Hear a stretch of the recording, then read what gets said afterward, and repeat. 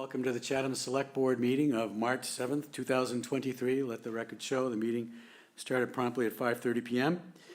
Hopefully, I'll be reading this maybe for close to the last time here, but pursuant to Governor Baker's July 16th, 2022 signing of an act relative to extending certain COVID-19 measures adopted during the state of emergency, including the extension of his March 12th, 2020 order suspending certain provisions of the open meeting law, General Law, Chapter 30A, Section 20, until March 31st, 2023, which is coming soon. This meeting of the Chatham Select Board is being conducted in person and via remote participation. Every effort will be made to ensure that the public can adequately access the proceedings as provided for in the order. A reminder that persons who would like to listen to this meeting while in progress may do so by calling the phone number 1-508-945-4410, conference ID 203-386-491#, or join the meeting online via Microsoft Teams through the link in the posted agenda. While this is a live broadcast and simulcast on Channel 18, despite our best efforts, we may not be able to provide for real-time access. We will post a record of this meeting on the town's website as soon as is possible. Good evening, everyone. The first order of business is to establish a quorum of the board. Mr. Nicastro? Present. Ms. Davis? Present. Mr. Shell? Present. Mr. Meadows? Present. And the chair is present as well. Second item of business is to approve the minutes of February 21st and 28th, 2023, the minutes of the 21st. So moved. Okay. Any other additional comments? And or, yes, Mr. Nicastro. Yes, Mr. Chairman, I have two edits. So one on page 8. Quarter of the way down, the motion by me to invoke it should be rule of necessity, singular, not rules. Got it. Yeah. Anything else? Yeah, Dean? Shana, and then on page 15,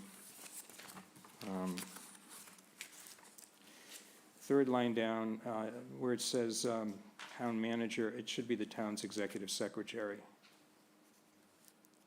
Okay. Okay, thank you. Those, Shauna. Anything else? No. Okay, it's been moved and seconded. Mr. Metters? Aye. Mr. Shell? Aye. Ms. Davis? Aye. Mr. Nicastro? Aye. And the chair says aye as well. Motion on the minutes of February 28th. So moved. Thank you. Second? Second. Thank you. Comments, edits, suggestions? Nits, Mr. Nicastro. Mr. Chairman, on page 8, the motion, second motion listed, again, a quarter of the page down, it doesn't show the vote Oh, yep. on the Good recommendation. catch. Yeah, Thank you. yep, thank you. Yep. Sharp eyes. Okay. Anything else? Okay, moved and seconded and an edit. Mr. Metters? Aye. Mr. Shell? Aye. Ms. Davis? Aye. Mr. Nicastro? Aye. And the chair says aye as well. Public comments on the business agenda this evening. We have, I think there's an announcement. Gloria McPherson had an announcement. Gloria, are you online? I see you are. I am online. Can you hear me? The pulpit is yours, Gloria. We can hear you, yes. All right, thank you. This is just the second and final reminder that the community housing survey is still open and available. It closes this Sunday, so it's open now until midnight Sunday night. If you haven't had a chance to take it yet, please go online, take the survey. If you have any questions about it or if you have any issues with taking it, please feel free to contact me either at my email, which is on the screen, or at 508-945-5168. I've actually been able to walk through several people with some computer glitches, and it's been tricky, but it's turned out okay. Any questions about the survey while you have me? Yes, how many have filled out the survey thus far, Gloria? We're up to 785, I think, or 86 right now. It's a phenomenal response. Yeah, it was 5 something last week. Yeah, great. That's great. Good. Yeah, so the answers are still coming in, and yeah, we're really happy to be able to get this this stronger response. Super. Anything else, Gloria? Any other questions for Gloria? Mr. Metters? No, All for set? Gloria. Okay. But I had a question when we're done with that. Okay. Gloria, I think we're done. Thank you so much. All right, thank you. Any other public announcements, Mr. Oppenheim? Or public comments on our business agenda? Is that what we? Well, that was I think we're going to do announcements and that or was my future clear- agenda items first. So any announcements? Announcements here and or online? Okay, Mr. Metters, an announcement. So even though it's not on our agenda, we are entertaining public announcements and agenda item request. That's what I'm hoping. Yes, we are. Okay. Yeah. With that being said, I'd like to make a future agenda request. We've had this issue brought before us before, but I think especially in light of the incident that happened with the utility pole snapping on Cockle Cove Road the other evening, or actually morning specifically, and the the details behind it, and thank God no one was seriously hurt. I think we really got to up the ante in our conversations about utility pole inventories and the status of some of them, because I walked actually down to that site shortly after, it happened, and saw the debris and the consequences of all these poles going down and the poles snapping and whatever. And it's, I'm sure there are a number of other ones throughout the community, and what can we do to help identify and help accelerate the replacement or addressing or whatever needs to be done before someone seriously gets hurt, because this is probably as close as we want to ever come. But it's an issue, and I think we need to really up the ante in our conversations with the utilities. Well, Corey, if I might, I appreciate that, and I think that, we were given lip service the last time those folks were here. It was Eversource and Verizon, and they kind of point fingers at each other, and who owns what, where, how. And I think it's time to kind of have them invite them back in instead of getting schmoozed, to really ask for some results. This is times two now. When you do drive around, you do see some pretty decrepit telephone poles. When you really focus on telephone poles, they're really ugly. But when you really start to focus on them, but some of them are in disrepair. So I really think it's time. The woman was lovely, but it's just, I don't think we want to be schmoozed anymore. I think we really want to figure out what they've got for a plan to really pay attention to the telephone poles and the infrastructure in the town of Chatham. So I appreciate you bringing it up. I'm sure I see Elaine's hands up. I'm sure Elaine's going to probably want to address it as well. But, that guy could have been hurt. Anyway, Mr. Nicastro. Yeah, thank you, Mr. Chairman. I join in Mr. Mehta's request on that. I would suggest we might want to take that up when the new Public Works Director starts his job, so he could be present. I just wanted to say that I might have an agenda item request for something possibly next week relative to item B5, which we're going to discuss shortly on the airport protection. But I want to see how that discussion goes before I make that request, so I want to reserve the right to make a request, if possible, during that period. Thank you, Mr. Chairman. Yeah, thank you, Dean. Mr. Shell. Just a suggestion that when we, as I expect we will, invite somebody back, let's go up the chain and get somebody who is a responsible senior executive that can have some responsibility for what's going on. I appreciate that. We got the community liaison or whatever. So we do need to raise the visibility. So that's an agenda item. Any announcements, any other agenda items here this evening? So I'm going to go to Elaine. She has her hand up. I think I can anticipate, Elaine, what you're going to say, but please, the floor is yours. Thank you. I appreciate it. I'm asking that you invite both Verizon and Eversource back on the poll situation. The event occurred at 5:30 Friday morning when 1,400 residents lost power for about 3 hours. And when I reported it to Eversource, I was told it was a result of, quote, car meets pole, unquote. And we all know that was not accurate, as you can see in the post. And I find it unacceptable that it was being reported by Eversource as such. In fact, the resident was driving in the area of Taylor's Pond and Cockle Cove Road when the pole fell right in front of him. If he had not stayed in his car, backing up to remove live wires that were on his roof rack, and had instead gotten out of his car and been potentially electrocuted, we might never know the sequence from Eversource.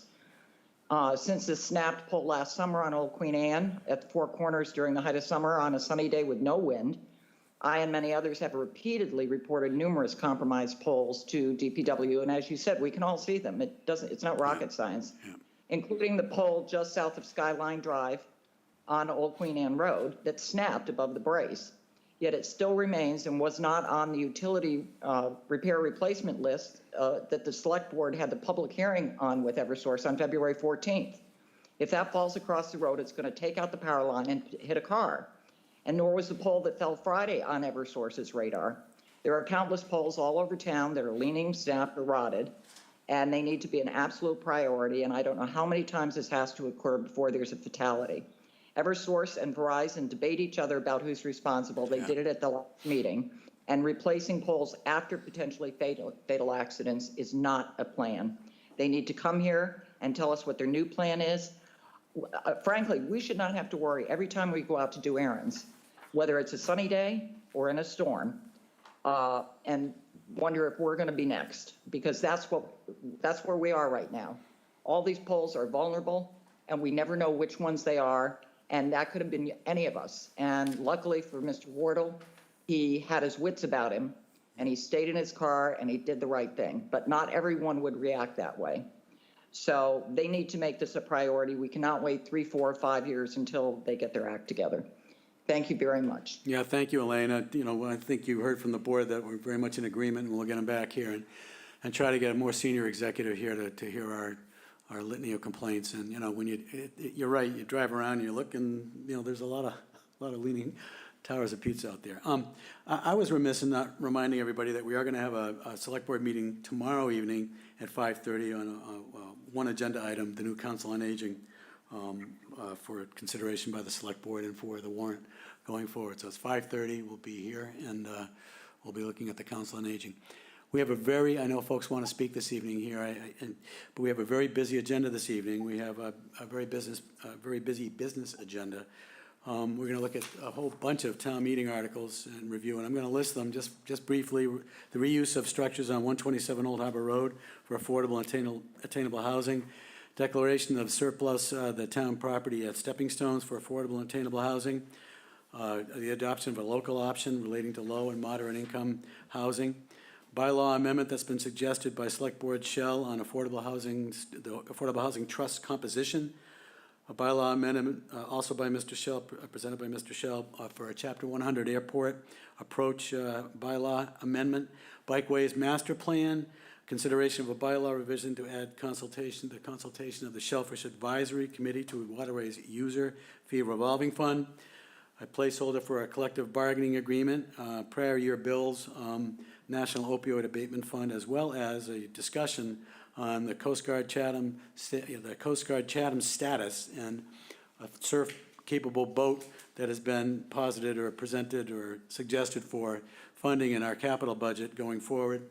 Also, consideration of float docks at the Old Mill Boatyard, and then a committee appointment for the Zoning Board of Appeals. So that's a... Mr. Chair, you missed one. I did. Consideration of the bylaw revision on the Shellfish Advisory Committee, Waterways.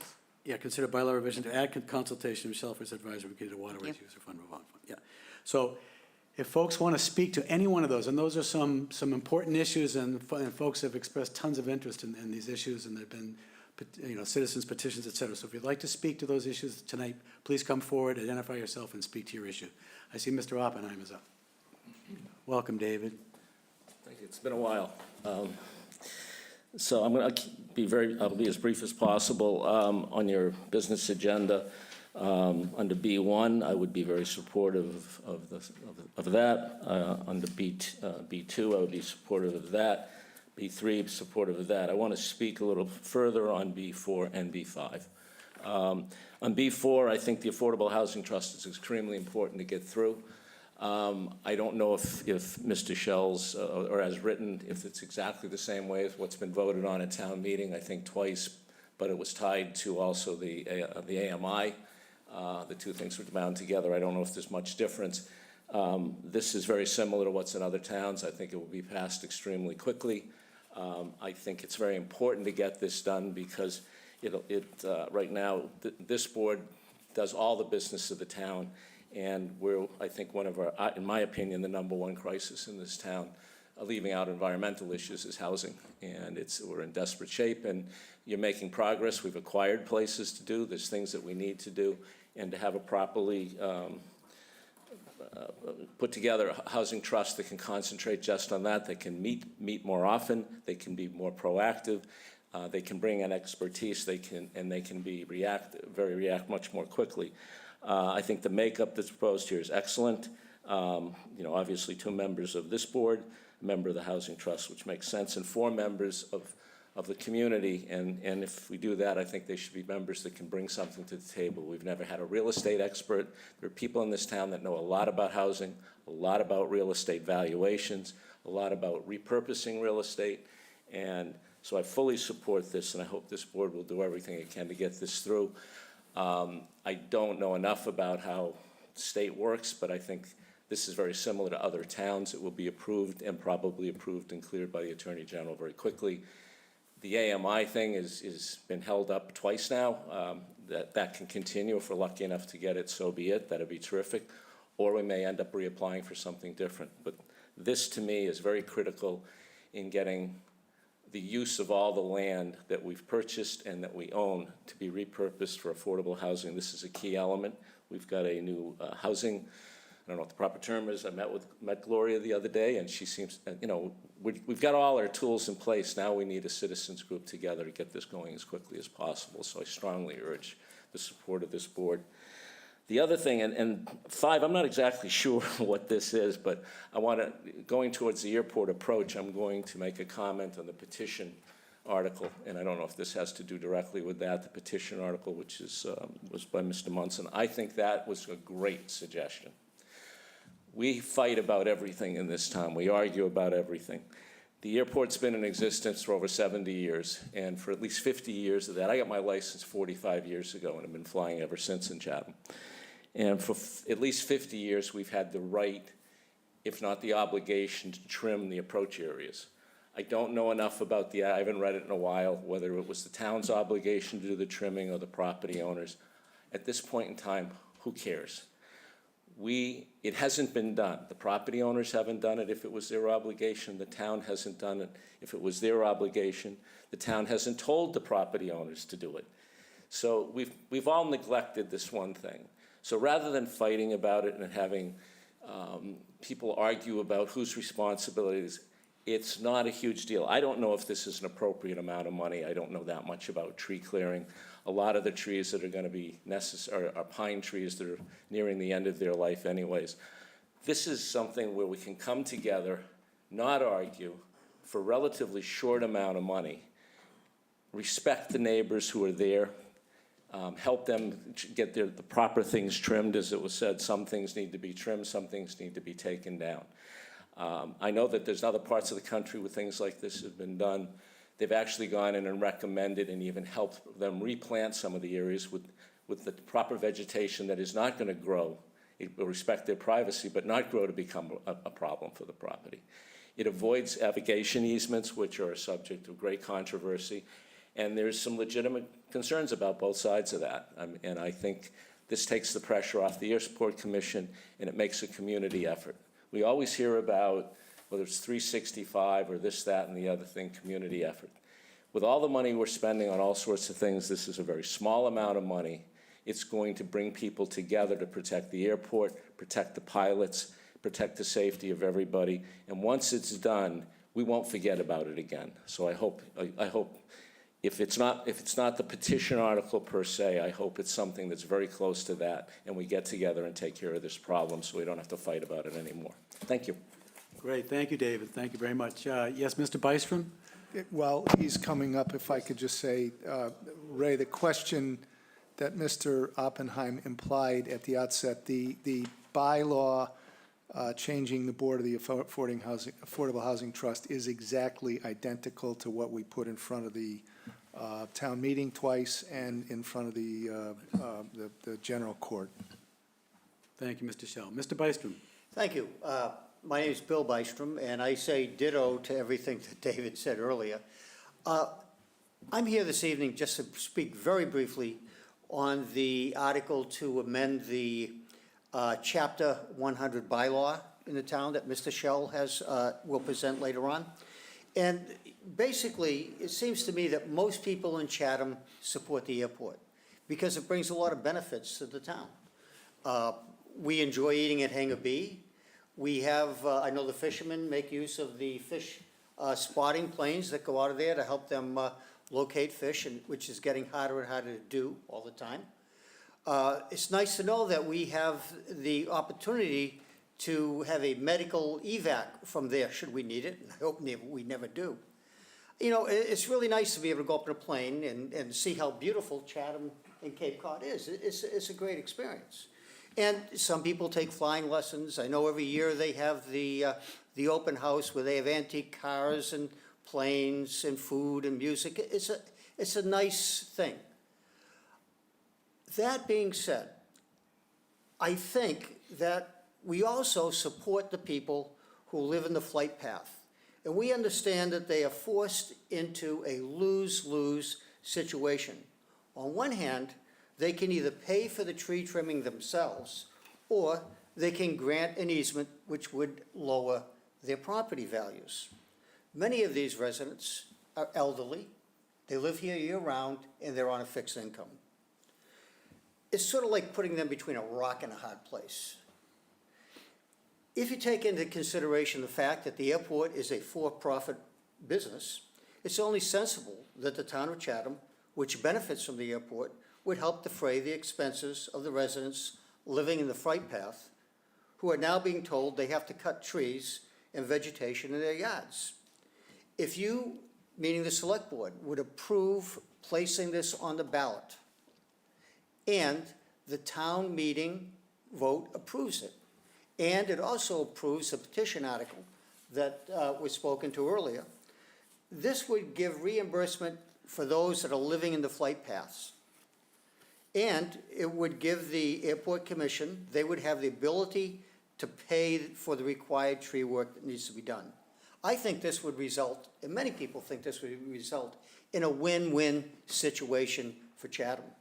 And it would be based on, the solution would be based on common decency and fairness for all, which is really one of the trademarks and the hallmarks of Chatham. It's a great place to live, and we can't forget that we're all in this together. Thank you. Thank you, Mr. Byström. Anybody else that would like to speak to any of the agenda items? Yes, sir. Yes, sir. Mr. Davis? Yeah. Welcome.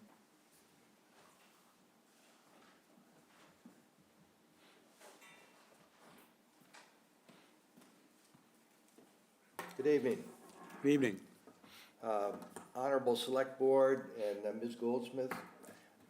My name's Bob Davis. I'm Chair of the Shellfish Advisory Committee, and I'm here this evening to speak not on behalf of the committee, but as an individual member of the committee. And my purpose is to speak to, I think it's item number 7 on your agenda. And my hope is to give some historical background that might help you in your deliberations. This has to do with the proposal that the Shellfish Advisory Committee be authorized, as the other waterways committees are, to offer an opinion on WOOF funds. So I'd like to start by going back to the inception of the WOOF funds, and that goes back to the spring of 2017. And at that time, the warrant was published, and in that warrant, the only committee that was identified as offering an opinion was the Waterway Advisory Committee. Subsequent to the publishing of that warrant, having gone back in some of the records, it looks like there was discussion at the Finance Committee, through the Select Board at the time, and ultimately through the Waterways Advisory Committee. So all these discussions that went on were re-examining who should offer an opinion on this matter. And to cut to the chase, it culminated really, I'm reading now from the April 13 minutes, April 13 of 2017 of the Waterways Advisory Committee. And at that time, this is item number 4 on their agenda, Waterways Revolving Fund, and I'll read parts of the minutes. It starts by saying that Selectman Dean DeCastro arrived at the meeting, et cetera, et cetera. It then goes on to say, he has drafted an amendment that will ensure that there is consideration with advisory committees prior to the institution of project/expenditures of funds from the Waterways Revolving Fund. The minutes go on and ultimately result in a motion on this subject, this item number 4 on their agenda. the discussion ends with a motion which reads as follows. It said, Ed Conway made the following motion, seconded by Dick Hosner, that the Waterways Advisory Committee request that Selectman Metters propose an amendment to the town meeting article to establish the Waterway Revolving Fund. The amendment will state that input from all of the related advisory committees be included in the deliberation regarding waterways projects. So in that motion, by the way, the motion was passed. So in that motion, the very committee that had sole authority at the inception of the notion of the WOOF funds has basically delegated that and invited all the other waterway committees to also have an opinion on that subject. So that motion was then enacted, and I don't have any transcript of the town meeting, but presumably there was a motion made amending the original warrant, and that revised motion did pass, so the WOOF funds did come into being. However, in the course of that, once again, the Shellfish Advisory Committee was omitted in that language. And I have no explanation, but that's where we stand today, that we are the only Waterways Committee that does not have the opportunity to offer an official opinion on those WOOF funds. So I guess what I would like to do is I would like to go back to where we are, and first of all, let me applaud and say how much I appreciate the Select Board in promoting this subject, because I think it is time to basically correct an error that was made, correct an oversight that was made a number of years ago. It kind of makes common sense that our committee, the Shellfish Advisory Committee, should have an opportunity to offer an official opinion on WOOF funds. And a perfect example, of course, is 90 Bridge Street project, which is fundamental to our Upweller project that's part of that. It makes perfect sense that we should have the opportunity to make comment on the distribution of those funds, as they are part of the funding for that project. Thank you very much. Yeah, thank you, Mr. Davis. That was a great history, and I recall all of it, and we'll certainly deal with it this evening, I think, going forward. Thank you very much. Very Thank you. informative. Thank you. Anybody else? Yes, sir. Please come forward and identify yourself.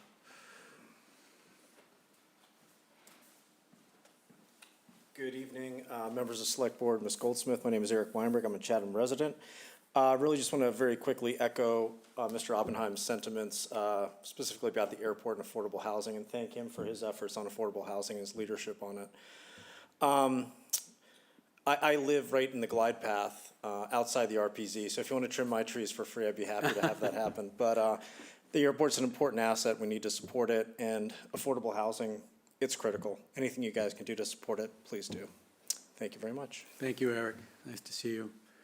Anybody else here that wants to speak to our business agenda this evening? Anybody online? Oh, I see. Elaine, is your hand up again, or is that an old hand? It's up again. Okay. Thank you, Mr. Chair. I have Yep. comments on 2 agenda items. The first one is B1, the 127 Old Harbor reuse of structure. I have no idea what's going to be said or the scope of the discussion that's going to follow, so I would have preferred to hold my comments till then because they might not be necessary. But I have been opposed to 127 Old Harbor being used for affordable housing, as I believe we should honor the written intent of the donor, as it sets a terrible precedent, in my view, for future donations to the town. Having said that, I don't believe it's the highest and best use of the property where only 1 or 2 individuals or families would be able to use the property. It would make far more sense, in my view, to sell the property because of its location. It's worth a fair amount, generating more revenue in order to serve more people. But my biggest concern is what has been said by members of this board and others, which I believe is misleading to the voters. It's been said that affordable housing properties would be to provide housing for young families who live, work, or have family in Chatham. Others have said to be used for a school teacher, perhaps town emergency personnel, and that is not accurate. It is a lottery system. It is considered discrimination to favor any group over another. Anyone can apply with absolutely no connection to Chatham, either family, work, or geographical location. Per town council, at some point the town will be required to complete an in-depth analysis for the state to prove local need in order to have a percentage go to Chatham residents. But then once that's established, that will be a lottery as well. So I hope moving forward that it's made clear to the public and voters in all public discussions moving forward and at town meeting.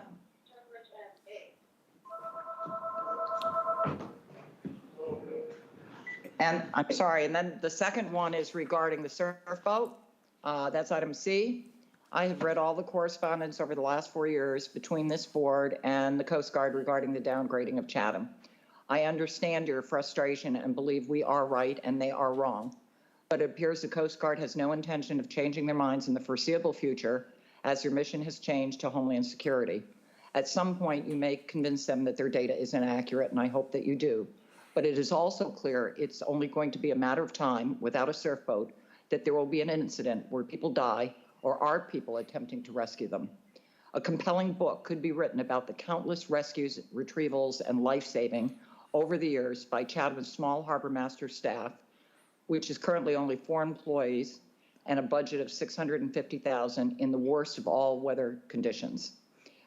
I assume this is not about the $250,000 amount, as the proposed operating capital budget appears to be close to $100 million of requested appropriations, with $300,000 for pickleball courts, $2 million for a library HVAC system, $5 million for a transfer station, and an increased staff for $600,000, including benefits. I believe the primary role of government, and I've said it before, is public health and safety, and a well-thought-out, viable, and inexpensive solution has been proposed to you. I don't think anyone wants it on their conscience if lives were unnecessarily lost because we could not get to them. I can't imagine standing on the shore knowing you can't retrieve them. I know I wouldn't want it on my conscience. I think it is money well spent, and it is a small amount, and I urge you to approve the purchase so we can move forward and get the necessary training done so that we have the ability to rescue people in distress. Thank you very much. Okay, Elaine, thank you. And we have other hands up here. Gloria, your hand is up, and then M&M. Gloria. Yes, thank you, Gloria Freeman. I have 2 articles I hope to address. I'd like to address agenda item B4, Affordable Housing Trust Composition. Very few people will understand my questions, which must be made at this time on the agenda, totally out of context, but in compliance with your decision regarding public participation to be separate from when you discussed the article. The Affordable Housing Trust Composition, is this article in place of or in addition to House Bill H 4059 for special act legislation to establish a housing trust in Chatham? Will the special act legislation be withdrawn if this passes, or has it been established by the legislature that there will be no further action on that bill? In reply to Mr. Schell's statement that this article is the same as, if I understood you, Mr. Schell, is the same as House Bill 4059, that is not what was in the packet, unless I somehow missed it. I just checked, and I see a 1-page article, and H 4059 was 5 pages, I think. The proposed article seems far less reaching than the Home Rule petition to establish a new housing trust, which changes how town funds for affordable and attainable housing would be administered. I'd love if you could answer my questions now, but I'm glad we are getting to clarify this because I'm not quite sure that this proposed article is the same, or perhaps your intention was to make it the same. I'd also like to speak on chapter B5, chapter 100, airport approach protection. I have some concerns about the wording of this proposed article. I'm not opposing the article. It just seems consideration might be given to some changes.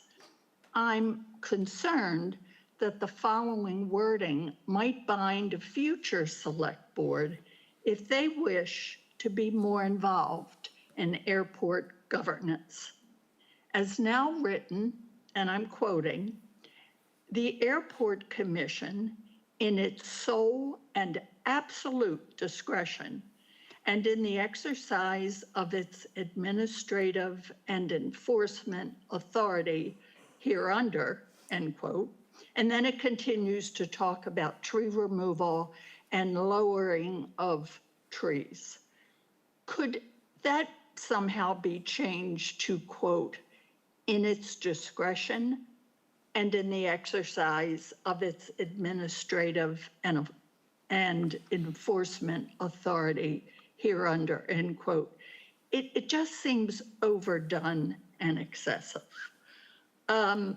Also, in the new section D, the wording, quote, "as the Airport Commission shall deem necessary and appropriate," seems broad without requiring some standards or procedures or even the mention of future regulations or criteria, such as appropriate documentation, pictures, and consistency in their decisions. And finally, shouldn't wording be included to confirm that there will be notice to property owners before agents of the Airport Commission cut down or lower trees? That's it. Thanks very much. Okay. What's Mr. Schell's desire? Do you want to address Gloria's concerns during the discussion? I'm struggling to remember all the questions right now. If we wait until then, it's going to be even worse. You asked about the wording between, that's Well, uptown versus the wording here on. Yeah, the first question that I think deserves attention, and not that they don't all, but they do all, but when I said that the wording of the bylaw amendment is identical to what went to the general court, the special legislation as you referred to it, I'm only talking about the section of the special legislation which dealt with the constitution of the board of the Affordable Trust, the Affordable Housing Trust. That language, which is in the bylaw amendment, comes directly out of what went to the what went to the general court, and it replaces what currently is in, I can't cite the numbers, but the section of the general bylaw. It is the first section of the general bylaw that governs the Affordable Housing Trust. So that's where that confusion comes in. If I may, I think I'd like to, I understand your points, Gloria, with respect to language. I think if I may, I'll wait until I introduce the bylaw amendment to try to address that. I understand your points. Thank you, Mr. Schell. Thank you, Gloria. We have M&M. Hi, that is Mike Thompson. Hello. Are Hello, you yes, hearing me? we got you, Mike. You're on. Okay, all right. Yeah, the intent of the amendment for bylaw 100, I want to just say very briefly a couple of comments. That may be well intended, but there are several issues. The airport layout plan submitted to the FAA in 2020 makes interesting reading. At the northern end of the runway, 50% of the sited tree penetrations were less than or equal to 1 foot. It's not a major problem, seems to me. At the southern end, the major penetrations are from trees on airport property. Because the runway was extended into the wetlands and the vernal pool areas, these trees are protected under the Cape Cod Commission Act, the State Wetlands Protection Act, and the Town Wetland Protection Bylaw. So addressing trees on properties outside the airport really makes no sense at this time. I have to agree with Gloria Freeman. I think the wording in the amendment as it stands is very extreme. Using that wording, I have to ask you, how would you like people to walk onto your property and cut down your trees at their sole and absolute discretion for any reason defined as relevant, and thereby devalue your property without reimbursement? That is plainly authoritarian and unacceptable. Thank you, Mr. Chairman. Okay, thank you, Michael. Any other hands and/or comments on our business agenda this evening? David has a hand up. David? That would be me, David Bixby. Mr. Bixby? I just echo Gloria and Mike's comments. I sent 2 emails to the town, which I hope were distributed to members of the board, addressing the amendment to 100-4. One of them was a detailed review of some of the language that bothered me, which Gloria and Mike have both mentioned. And the other was a suggestion for a rewrite of the amendment. I fully support the idea that the town pay for the tree trimming. I mean, I think that's the right thing to do, and I think you should do it. It's just that some of the language in the amendment as it was posted it seems like it's an overreach of the authority of the Airport Commission, and it's worrisome. I think I think the wording of the amendment could be more specific in terms of things like notification of the owner, maybe giving them some amount of time to react before the town comes in. There needs to be some procedure there, a structure to that process. But I absolutely think the town should pay for these trees, and I don't think it should be discretion on the part of the Airport Commission. I think they should pay for all of the tree trimming if it comes to that. That's pretty much. I hope somebody maybe got a chance to look at my emails. If I read them, you'd never get out of here tonight, so I won't bother to do that. I will make the observation there are 2 other sections of 104 that I mentioned in the email that I think should be addressed. They both, 104B is inconsistent. I think it's a typographical error that's never been corrected, but it's inconsistent with state law. And 104C, if you take it at its word, prohibits the Airport Commission from granting variances for hazards protruding into the approach surface. I don't think that's the intent. I think both B and C should be corrected, if not through this amendment, whenever you can. I think you should get to that at some point. And then one last thing I'll say is any amendment that is proposed is going to have to go before a public hearing, and it's going to have to face the review by the Attorney General's office. If the amendment is not consistent with or it's contrary to state law, I would presume it will be rejected by the Attorney General's office. So some of the language that's bothered a number of us, I think you should give serious consideration to. Thank you. Okay, Mr. Bixby, thank you. Thank you for your forbearance and not reading all the emails, but we appreciate that, and thank you. Mr. Metters has his hand up. Thank you, Mr. Chair. Just bear with me a second. And I apologize to the board, but I'm just going to make one comment and one observation. I mean, you know my feeling on public comment, and we just had a tremendous amount of input on several very important agenda items this evening. Think about this maybe in a couple months, because I'm going to bring it up in a couple more months. about changing or reconsidering our policy. We had a lot of input. Are we going to be able to absorb all that and take all that and respond to all that as we go through this evening's agenda? Hopefully we can. But I think this is a prime example of some of the flaws in our public input policy that I feel strongly, obviously, for. You know, but I apologize for pointing it out, but this one is just striking me more tonight because a lot of good input was put into it tonight. And I'm trying to, we're trying to take in all this stuff, but I think we can do a little bit better on our policy. But I will hold my agenda request for 2 more months, but this is a prime example of where I have issues with. Thank you. Thank you, Mr. Metters. Okay, on to our business agenda itself. I don't see any more hands up, and/or I don't see anybody here. Okay. First item on our business agenda is consideration of the reuse of structures on 127 Old Harbor Road for affordable and attainable housing. I'm sorry, we have an application. I'm very sorry. We have an application for a victualer's license. I believe it is Chatham Mood, and have the owner, I believe, here with us this evening. Please come forward, identify yourself, and let us know what you're up to. Thank you. Good evening. My name is Orlando Hemmings. I'm the owner-operator of Chatham Moods. I'm just here to basically give you some ideas of what I'm trying to sell here.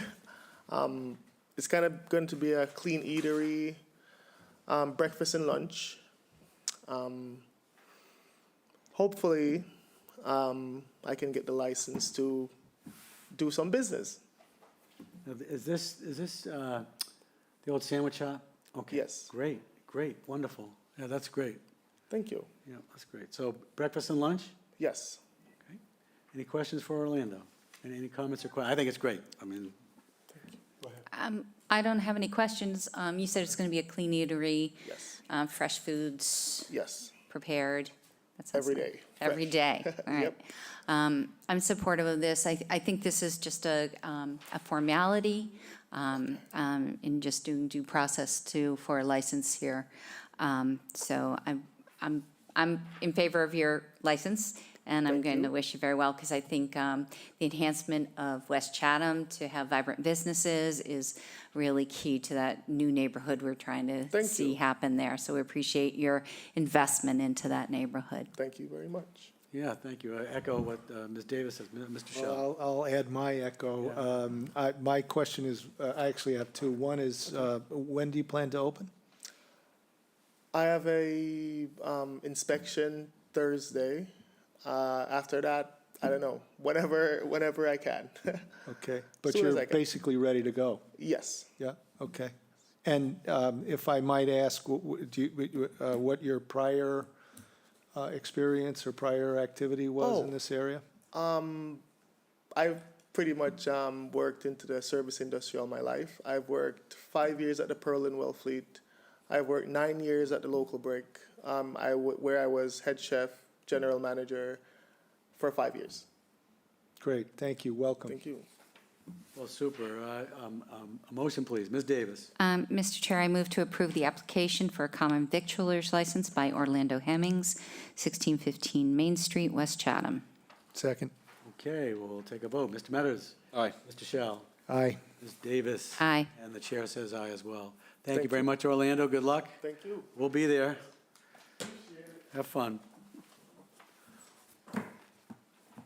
Okay, now on to our business agenda this evening. It's fairly lengthy. With the first one is reuse of structures on 127 Old Harbor Road for affordable, attainable housing.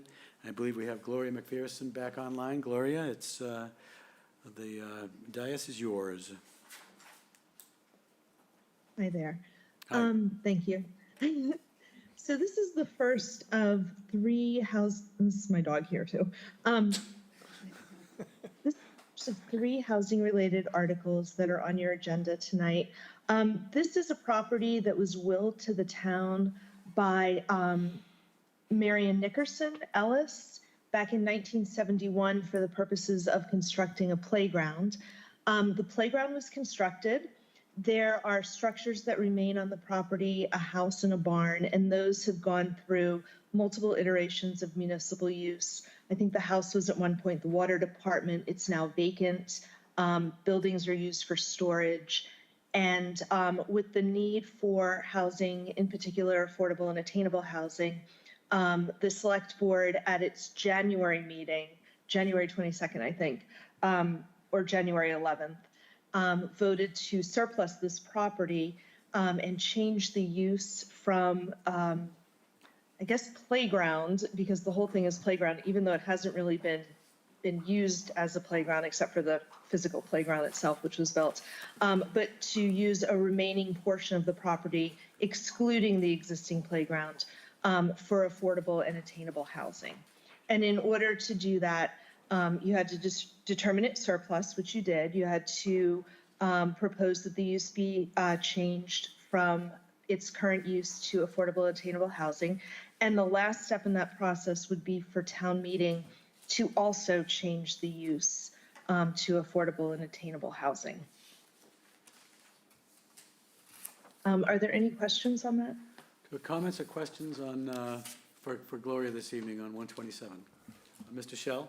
Yeah, I just want to refer to a comment that was in a completely different context by the harbor master several meetings ago, where he mentioned that he was going to be need to be looking for storage area elsewhere because he expected that we would be repurposing 127 Old Harbor Road as we're proposing here. Can you just be a little bit more specific about the storage uses of the property today and how long it's been used in that fashion? I know it's been used for storage for years. I actually don't know exactly what's stored there. I know Katie's on the line. Maybe she'll be able to answer that question. Katie? Jill would know. Sure. Good evening, everybody. I believe that most of the storage that is there is used for the beaches. I believe that there are lifeguard stands and other items that are associated with the Beach and Recreation Department. So we don't know what it is that the harbor master is using it for?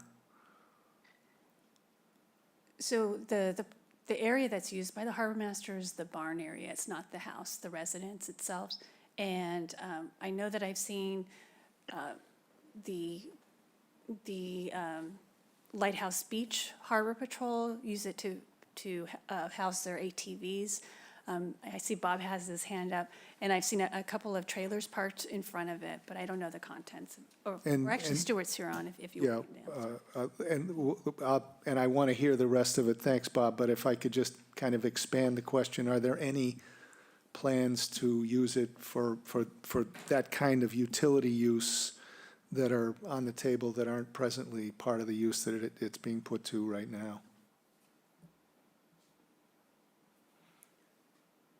Jill? As far as I know, there's no intention to expand the use of the storage. It's pretty much the cyclical preparing for the beach, but I don't know exactly what's in it, and I see Stuart's on it. He probably has the most recent inventory of it. So Stuart, I mean, I think the question is, should this property be used for affordable and attainable housing, including the garage? Do we have Plan B for what's being stored there now, I guess is the question, or one of the questions.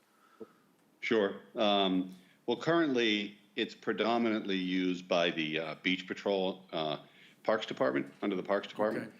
Okay. We have a couple of items there. There's some emergency management equipment in the right-hand side of the garage where the office door is.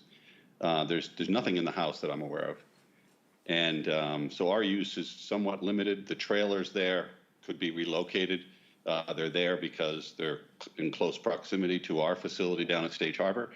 One is a pollution trailer, and there's a boat trailer with a boat on it for the bird program, and there's a small trailer has dewatering pumps in it.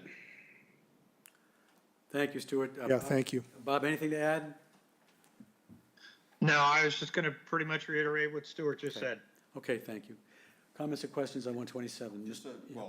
One question, and I'll reserve comment. But just for clarification, the vote to basically vote in favor of making it a surplus inventory, even though it did not pass at last town meeting, that still stands, correct, or not? We do have town council on, but we believe that it's the vote of the select board. It hasn't been rescinded or withdrawn. Okay, well, I mean, that goes to part of my issue is, I mean, from the beginning, and this has been one of the more frustrating topics I've ever had to deal with on the board in all the years I've been here. There's a lot of passionate input. I just get very frustrated by the mechanics of this. This is not an anti-affordable housing project. I frankly think this property should never have been a surplus inventory. I think it has too much value to the town. Things that were neglected by this board and by this town as far as actions and how it was used and how it was not used and how it was not maintained. We'll take the blame for it. I'll take the blame for that. We did not do right to that property for quite some time. But it's a key element connecting to the municipal, the elementary school. And I can go on and on and on. And someone asked me, because I've had a couple conversations recently about people, and they said, why do you even got to bother wasting your breath talking about it tonight, knowing that there's a minimum of 3 votes that are going to put this through? I just think that we were not handling this mechanically pretty well. The door was closed about other alternatives. I have got my own opinions. Other people have shared their thoughts about it. Some I agree with, some I disagree with. It's going to ultimately be up to town meeting. I'd love to go back in time and, speak up stronger about the element of declaring this surplus inventory, because I do not believe the town should get rid of this property. I don't believe they should sell it. I do believe that if we're going to analyze the affordable elements of it, I'm a little more so now surprised that we want to push this. We have 3 very significant housing projects that we're going to push us forward in our goals. And as we know, when you get too many irons in the fire, you maybe lose some of the oversight. And I don't want to blow these 3 very important, projects we have. We can do these 3 and take a huge step forward. And we're going to have a debate about a project on a per unit basis that's going to be, we don't have a feasibility study, we don't have cost estimates. It's going to be significantly high by common sense. This board has already turned away other projects that would have been cheaper on a per unit basis. In the not so recent, not so far away. We've said, okay, we'll pass on this and pass on this. And this on a per unit, cost, I think I don't have a good feeling about this. And it's, again, nothing to do with affordable housing. I don't like the mechanics. I don't like how the board has treated this. I don't like how we shut the door on other conversations. I would, support town meeting to look at this. If they feel the same way as I do, don't vote for it. It's up to them ultimately. End of the day, it's going to be up to town meeting. So I will let them speak. But I really hope we could just focus on these 3 very important projects that we've got forward with the proper oversight so we can get those things done. Because we sit here and we have all these big projects we put in our hands and I'm a little boiling tonight because, we hear about fish pier oversight. We got the library. We got all these projects in the town, and everywhere we're turning, we seem to have an issue and a hiccup and an oversight issue. I don't want to spread ourselves out too thin. We know we want affordable housing. It's our goal. We got 3 big projects. That could be a lot for us to bite off maybe, but at least let's get those done. This one seems to be more of a distraction, and again, it's not a non-affordable housing issue. It's something I don't think the town should get rid of.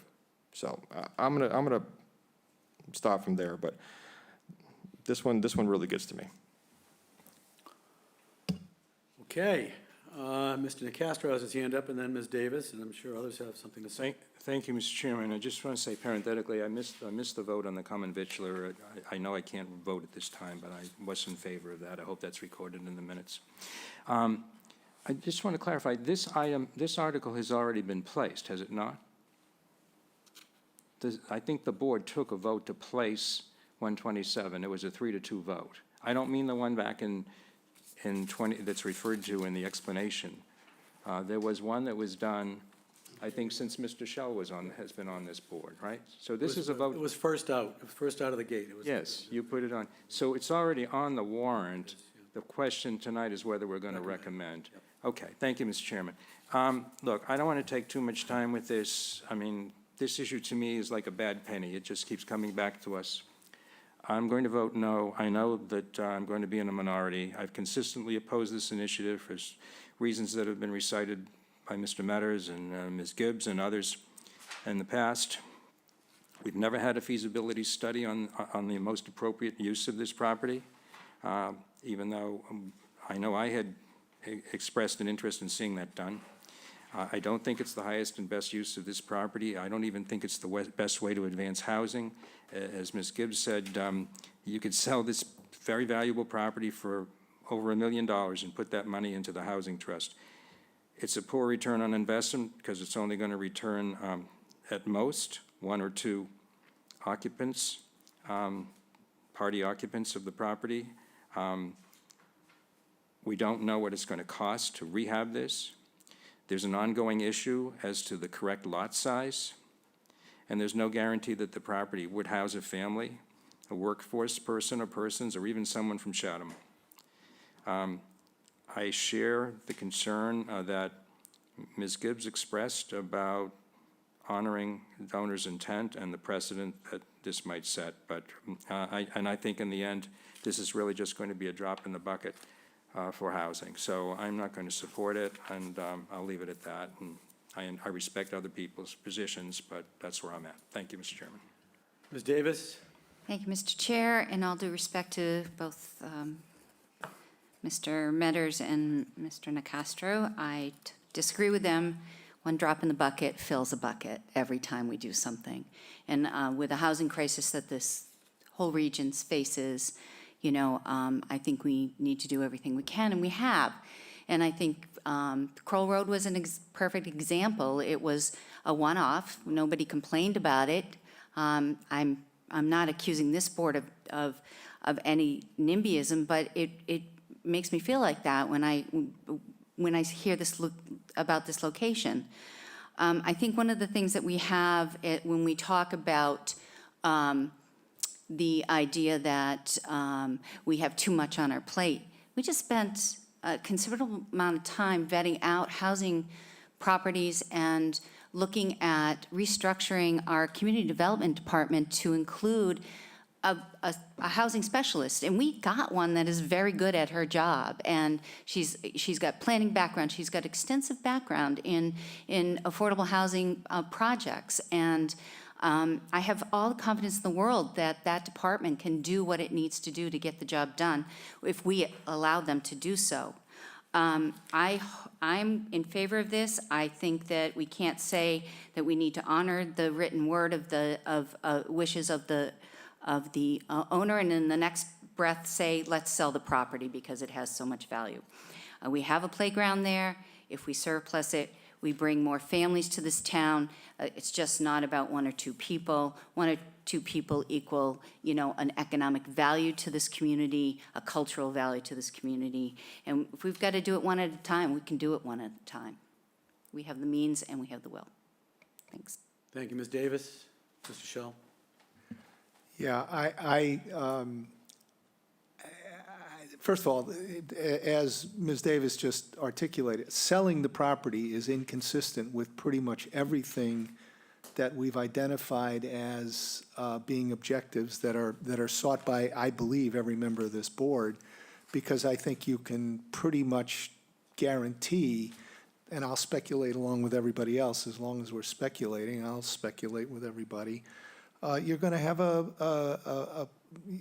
you're going to have everything torn down there and a large house built that will be sold to somebody who is not workforce, who is not a teacher, who is not a cop, who is not any of the people that we're trying to help here, and who probably is a very wealthy person.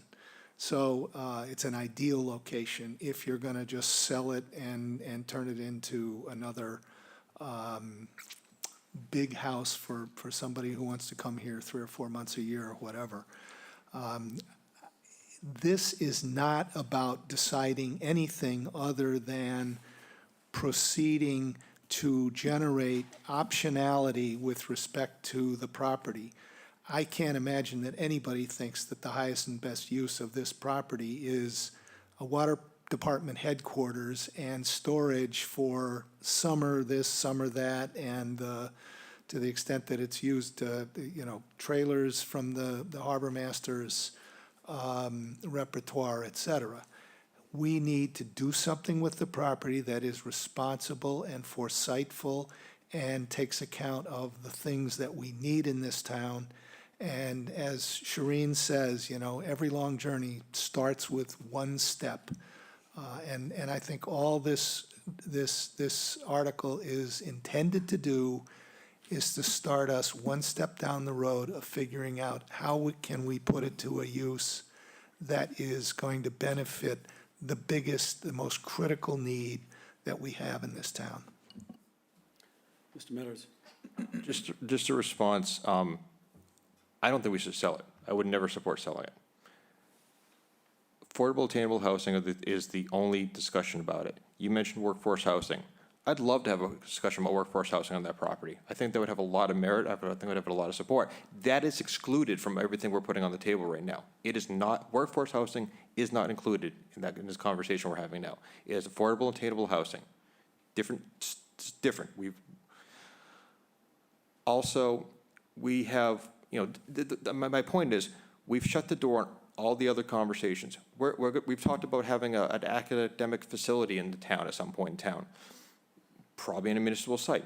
The list of sites is pretty short. Would that be a viable site for it? Maybe, yeah.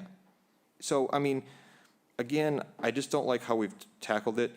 I've so heartily this is where you get, depending on how the paper wants to write you up. I don't have any opposition to affordable housing.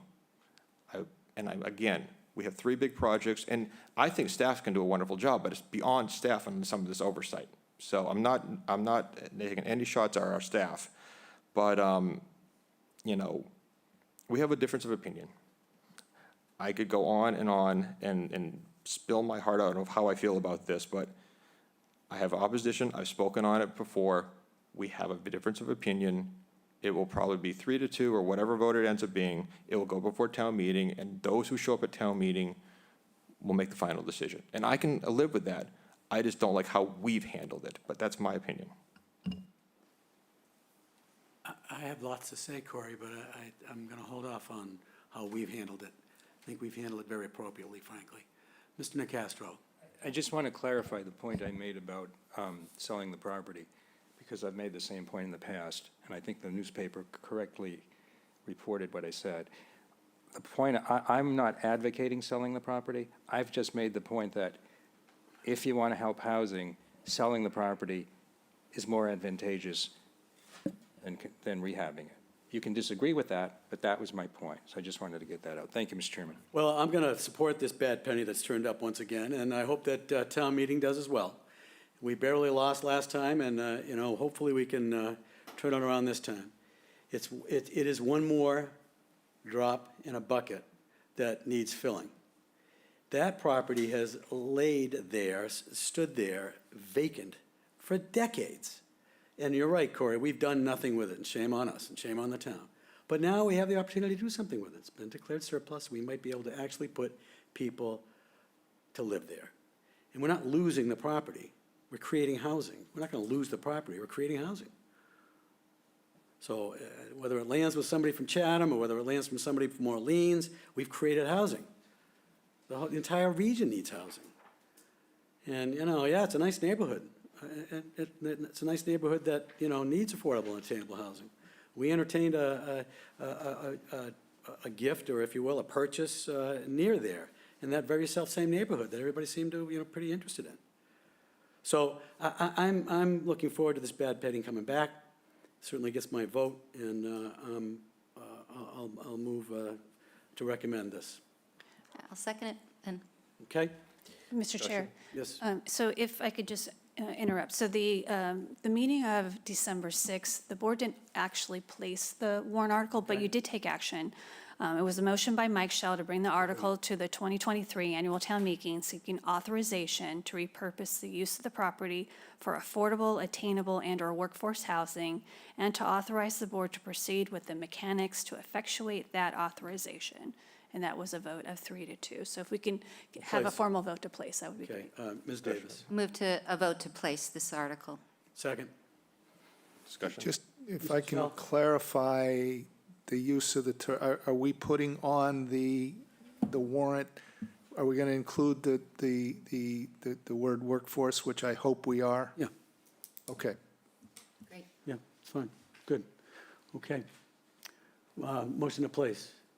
I thought we Been moved and just did it. seconded. Okay. Mr. Meadows, Discussion? go ahead.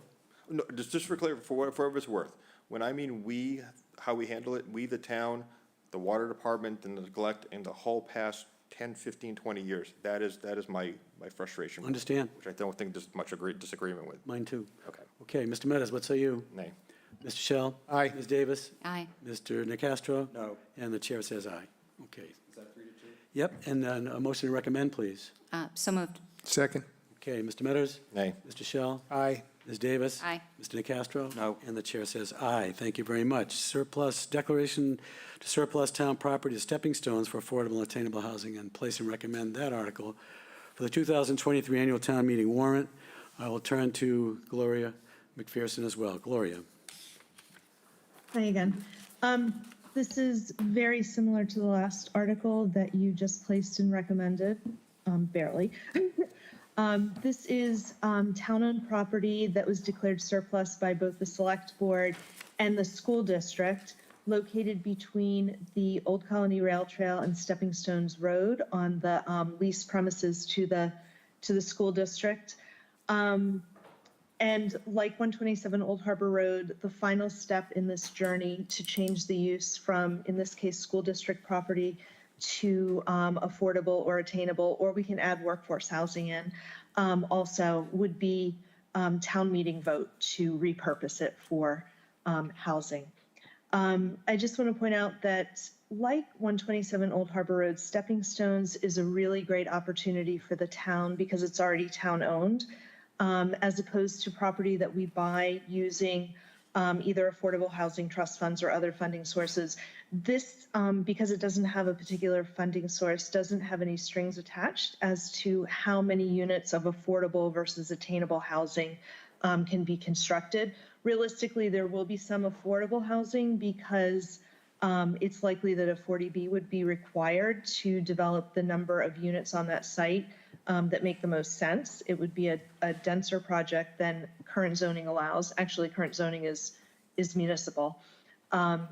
So a 40B would be required, which would kind of put the limit of affordable housing at 25%. But other than that, it's very flexible for what we can do and the type of housing that we can provide for Chatham residents. And I'm happy to answer any questions if you have them. So this is to place and recommend this evening? Correct. This is to place and recommend this evening, sorry, okay.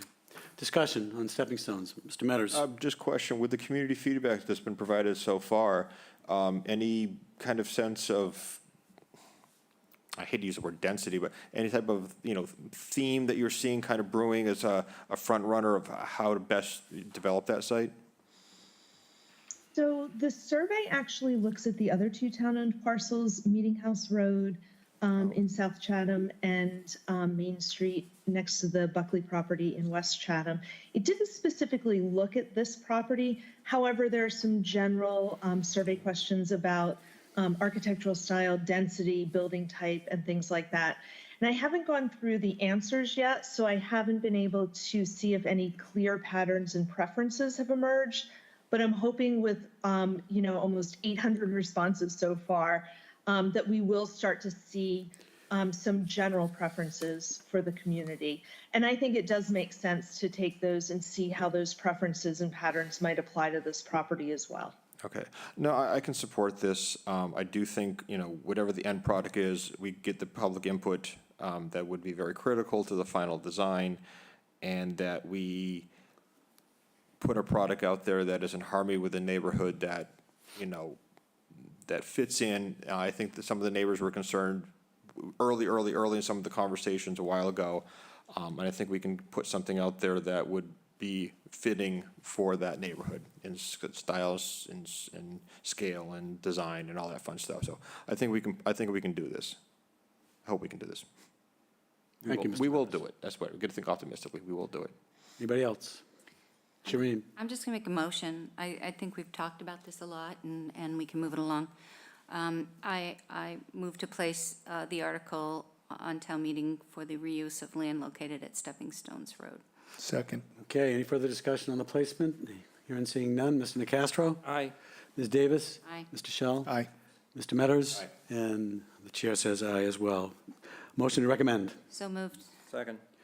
Okay, Mr. Nacastro? Aye. Ms. Davis? Aye. Mr. Shell? Aye. Mr. Metters? Aye. And the chair says aye as well. We have an additional item on our agenda this evening, the local option acceptance of Mass General Law, Chapter 40, Section 15A, relating to low and moderate income housing by majority vote. Gloria, I believe your name is beside this one as well. It is. So this is actually an article that's related to the two prior articles that we discussed. So in both of those cases, we were taking municipally owned property that has one particular purpose or use based on how it was acquired or purchased, and transferring that use to a different use. And in this case, it's housing.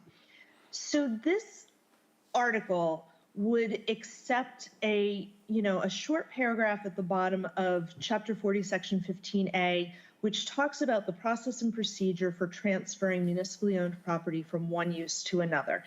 Currently, the board or committee that's in charge of the property would, like the select board has done, declare the property surplus for that particular use, and then they would also recommend the change of use.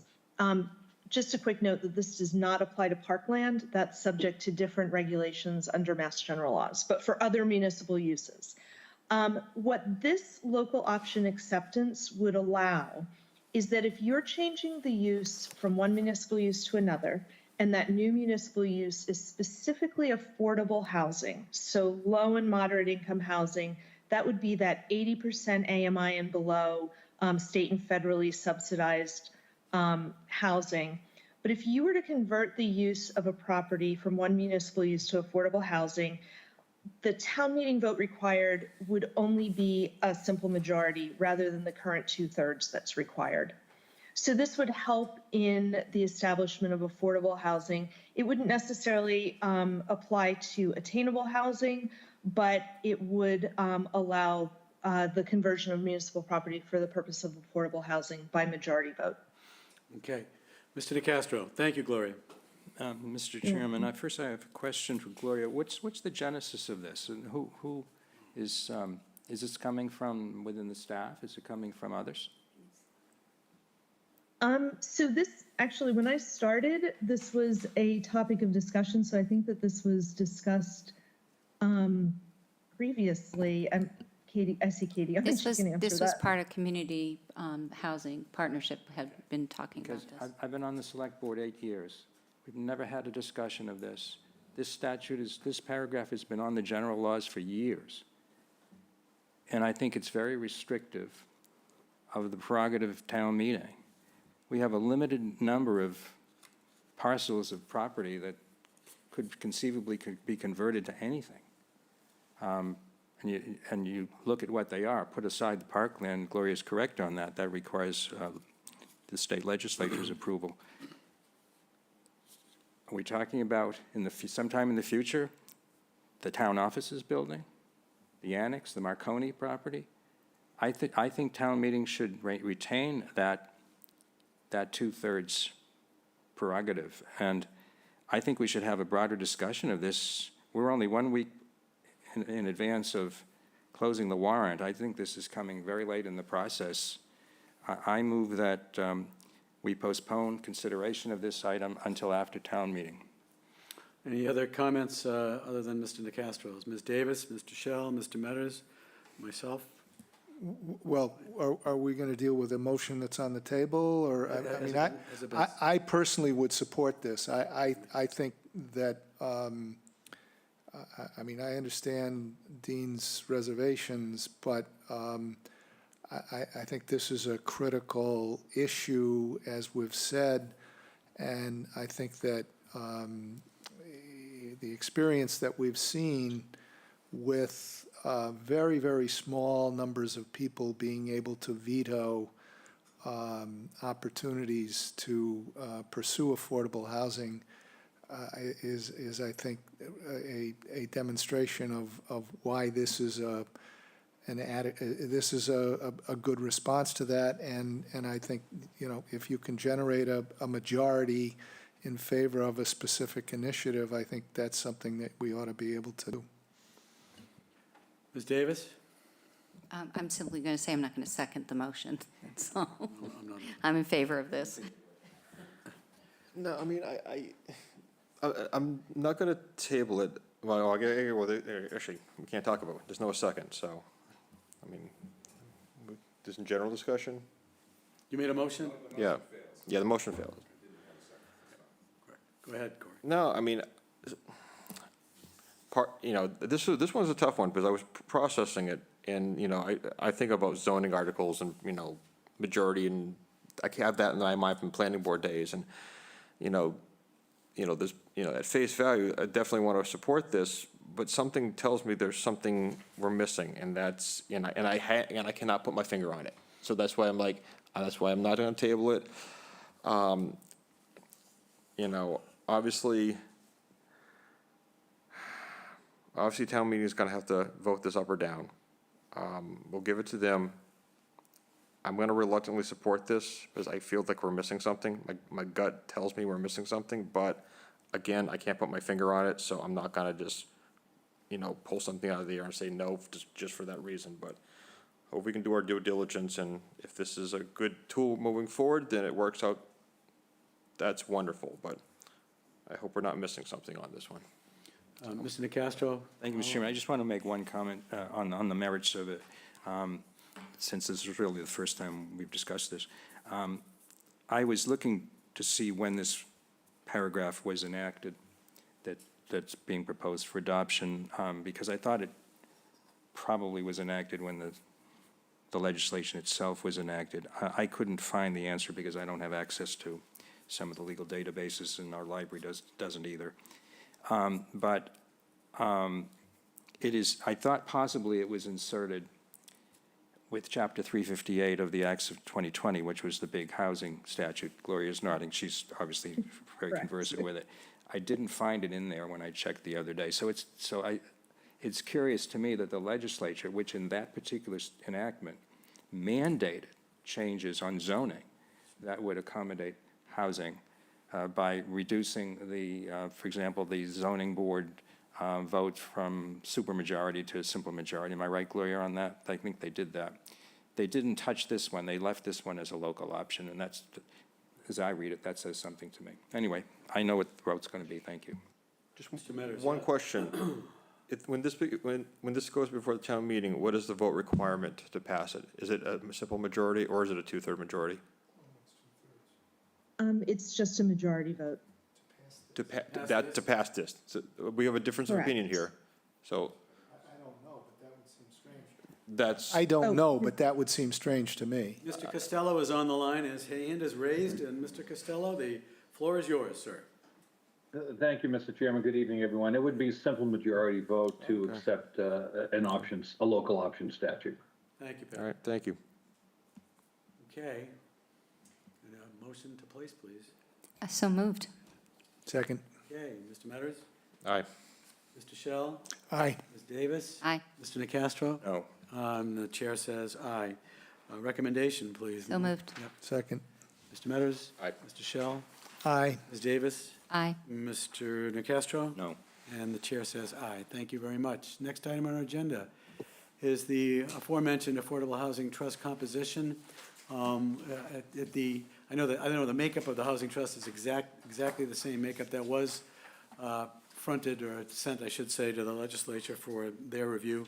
I will turf it to Mr. Shell for comment, and Any further follow-up? Mr. Shell? Thank you. So, as we've said earlier, at the last two annual meetings, town meetings of Chatham, we voted to submit a legislative proposal to the general court that sought to convert our affordable housing trust into a housing trust with authority to create affordable and attainable housing, which meant an expansion of authority related to increasing qualifying income levels up to 200% of area median income.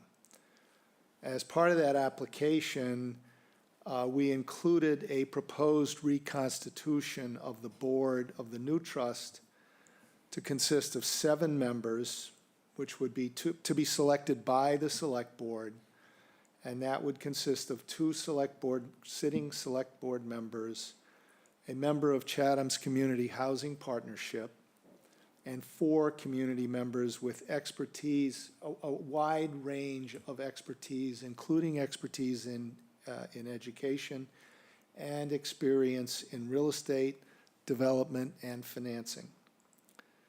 That proposed reconstitution was not required to be submitted or approved or authorized by the general court. It is a provision in our general bylaw which relates to and constitutes the Affordable Housing Trust. As a bylaw, a town meeting can amend it at any time. My proposal is simply to proceed with that aspect of the plan that has twice been approved by the select board and by town meeting. We can expand the expertise, the experience, the background represented on the Affordable Housing Trust board immediately. We can add members whose primary focus, interest, and expertise is housing and the related areas of development, finance, planning, etc. We don't have to wait for the general court to act, and as a matter of fact, we've been waiting for 2 years for them to do anything. For this piece of our housing planning and development efforts, we don't need to wait any longer. And on that basis, I would urge my colleagues on the board to vote in favor of this amendment of the general bylaw. Thank you. Thank you, Mr. Shell. I do have one clarifying question, just one. And we've been waiting a while for the general court to respond to us, and we've been frustrated in their lack of responsiveness. We will pass this bylaw. In theory, let's theoretically propose or hypothesize that town meeting passes this bylaw. Then it also goes to the Attorney General, and the Attorney General will stamp it approved. And we think that perhaps the alacrity with which we can affect this would increase should we do this in May rather than keep continuing to wait for the general court. Is that a fair statement? That is a fair statement, and I would just note that the Attorney General is required, I'm told, to respond up or down, and presumably he would approve it, she would approve it within 90 days. Okay, so that in effect is what we're trying to do here. I totally get it. That is what we are trying to do. Thank you very much. Yes. That's very clarifying. Mr. Nacastro. Thank you, Mr. Chairman, and thank you, Mr. Shell, for putting this forward. I think we had a conversation last summer where I said, what's going on up in the Hill? And Mr. Shell said he was going to do something like this.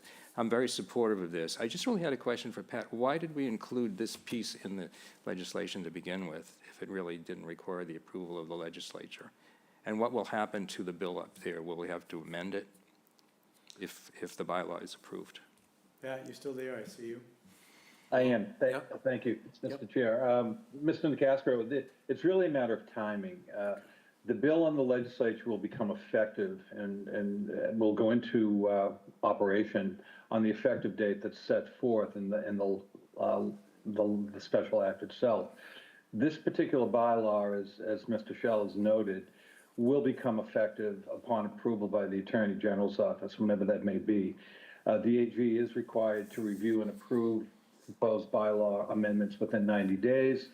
Sometimes they ask for an extension for more complicated bylaws. I do not consider this to be one. But the reason that this separate bylaw is appropriate, and it is appropriate in my view, is because it relates to the existing Affordable Housing Trust under Chapter 44, Section 55C. The special legislation that's pending now on Beacon Hill would in essence create a new body under the special act, not under the general law. So this particular constitution of the board amendment would relate to our existing Affordable Housing Trust as a body.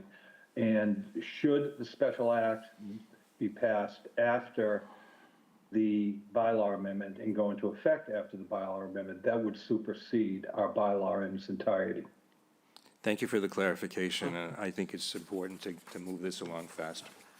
Thank you. Mr. Shell, yeah? Which, if I may, I don't, first of all, I don't know if Gloria is still on, but I think this colloquy should address the questions that she asked me about this. We are not withdrawing our application to the general court. That remains up there, and hopefully we can maybe give it a little bit of a spur. Number one. Number two, this is independent of that effort. And as Pat Costello just described, if, as, and when they approve the special legislation, effectively we'll have a new trust with a board that is identical, constituted identically to what we are doing here with respect to the Affordable Housing Trust. Thank you, Mr. Shell. Okay, a motion to place, please. Further discussion? Any further discussion? If not, a motion to place. So moved. Second. Okay. Mr. Metters? Aye. Mr. Shell? Aye. Mr. Davis? Aye. Mr. Castro? Aye. Chair says aye. Motion to recommend, please. So moved. Second. Thank you. Mr. Metters? Aye. Mr. Shell? Aye. Ms. Davis? Aye. Mr. Castro? Aye. The chair says aye as well. Thank you very much. On to bylaw amendment, Chapter 100, Airport Approach Protection.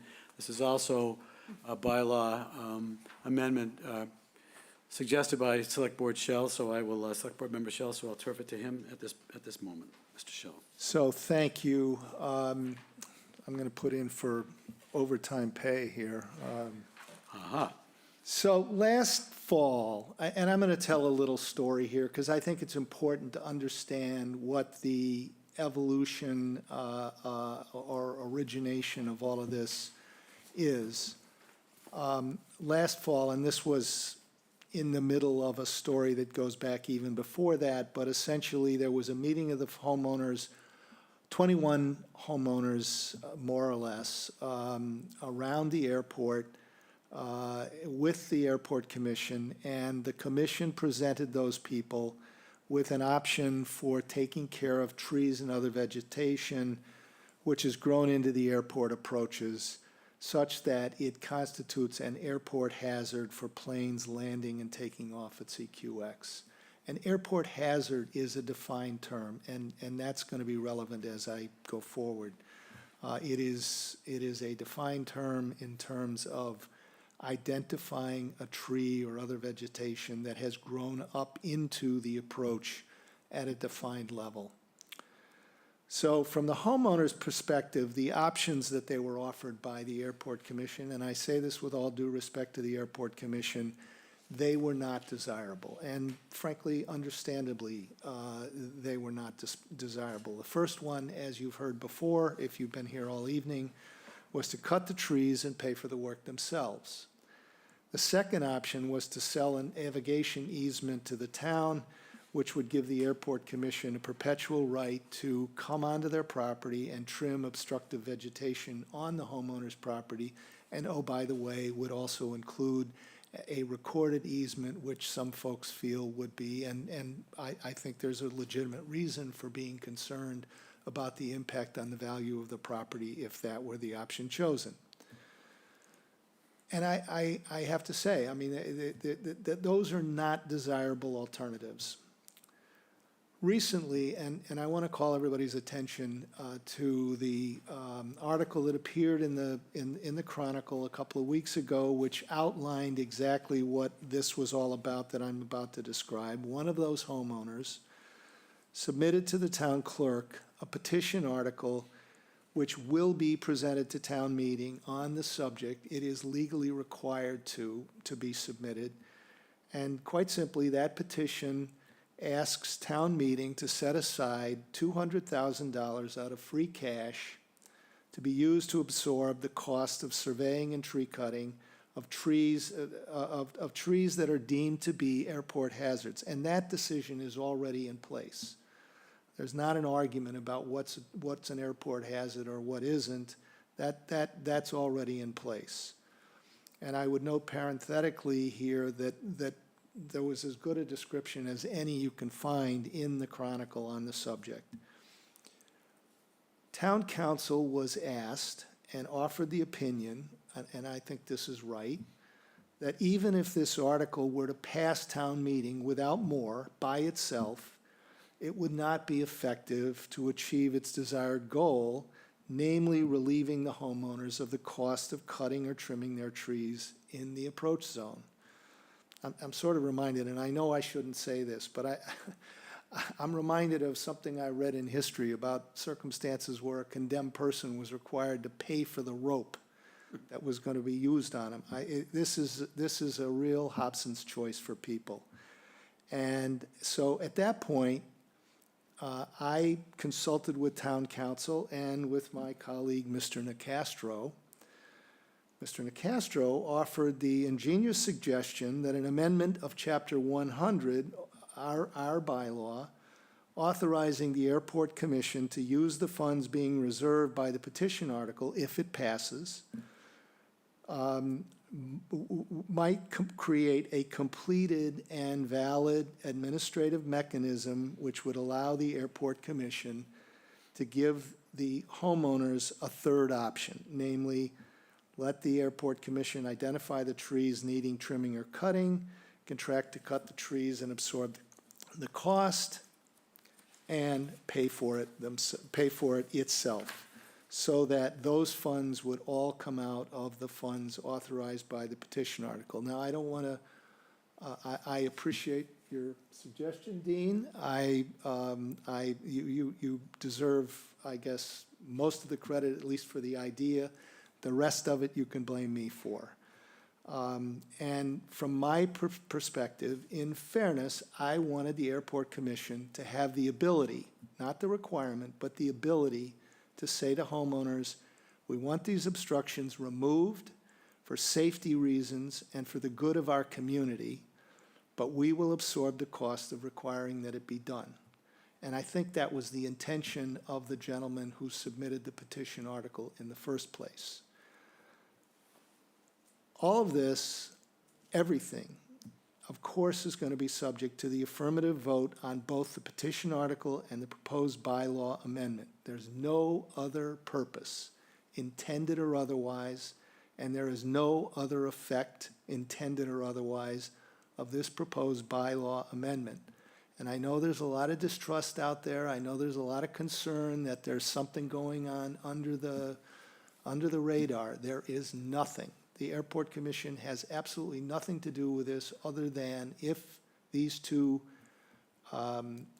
articles pass, they will have $200,000 to spend on cutting trees that at the moment they don't have. Nothing else. I know there's concern about some of the language. I do have two proposed amendments that I believe are responsive to the concerns that I've heard expressed, and I can put those up if anybody's interested. I think they would go, I hope they would go a long way to, how do I say it, addressing the concerns that I've had expressed to me. And with that suggestion, I don't know if do we have the ability to put them up? Yes, Channel 18 has it.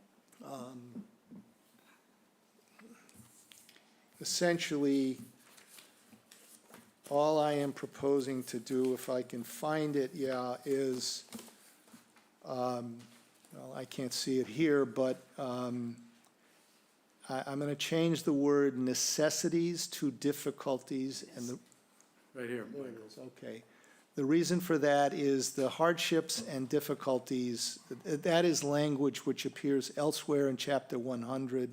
Those are terms that are familiar in Chapter 100 in the variance provisions, which I think is, Dean, what, Section 5 or 6?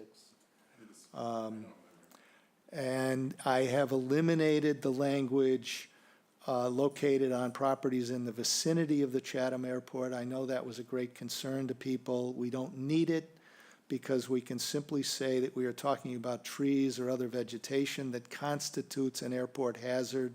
That's defined in Chapter 100. We're not trying to expand anybody's authority to do anything.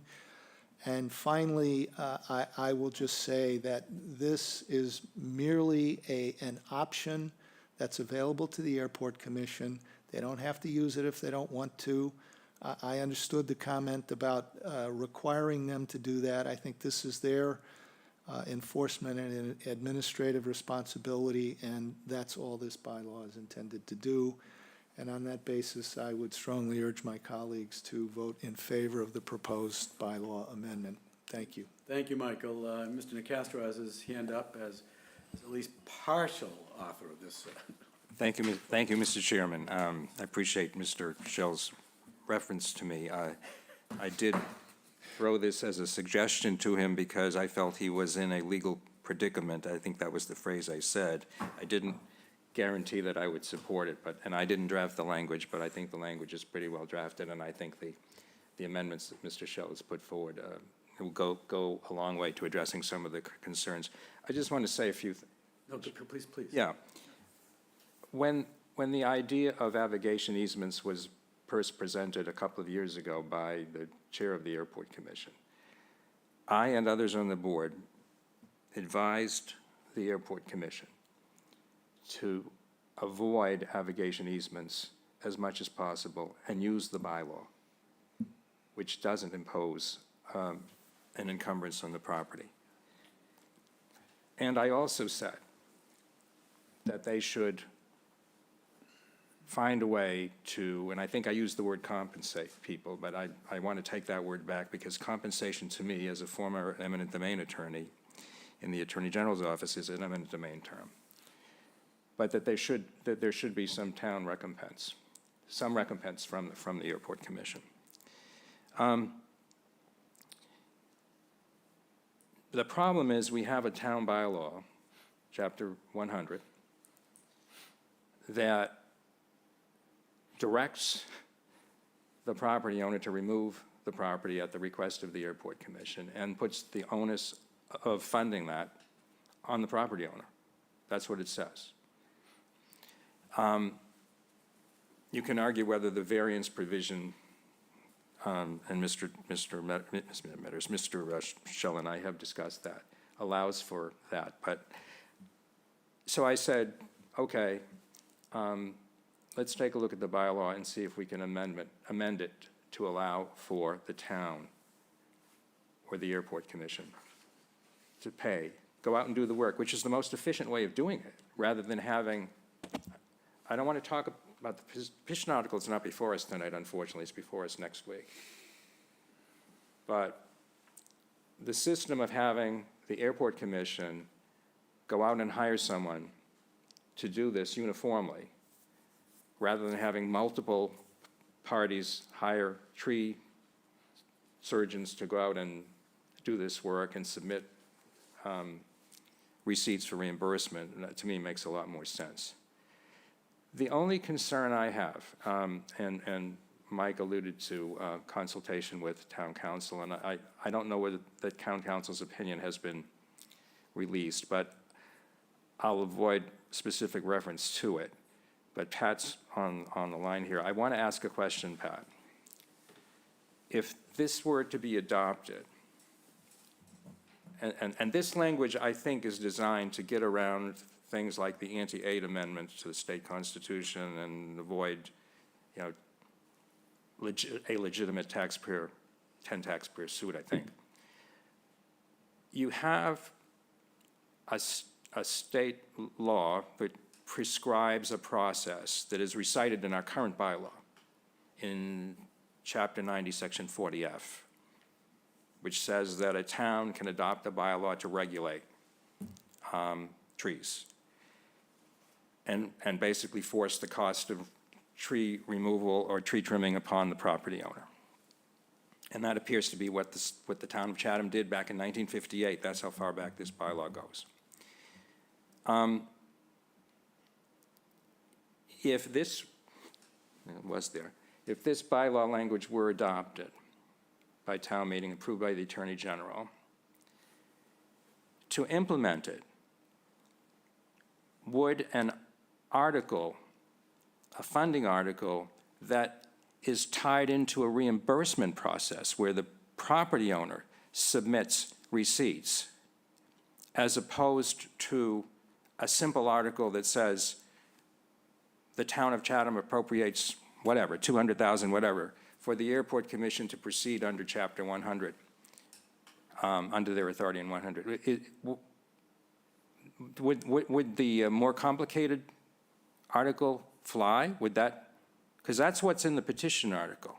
I'm wondering whether we need to submit a companion article to this to make this work. Or are you satisfied that the petition article does it? Because I read that petition article to mean, okay, I'm voting for 200,000 for a reimbursement scheme, as opposed to the other scheme that's contemplated in Mr. Schell's amendment. So that's my question. In my opinion, Dean, I believe that the petition article as it's presently drafted, and keep in mind, that's an article. A motion could be crafted under that article, that so long as it's within the scope of the article, to be more specific as to the nature of the expenditure of the funds. I believe the petition article would authorize an appropriation of $200,000.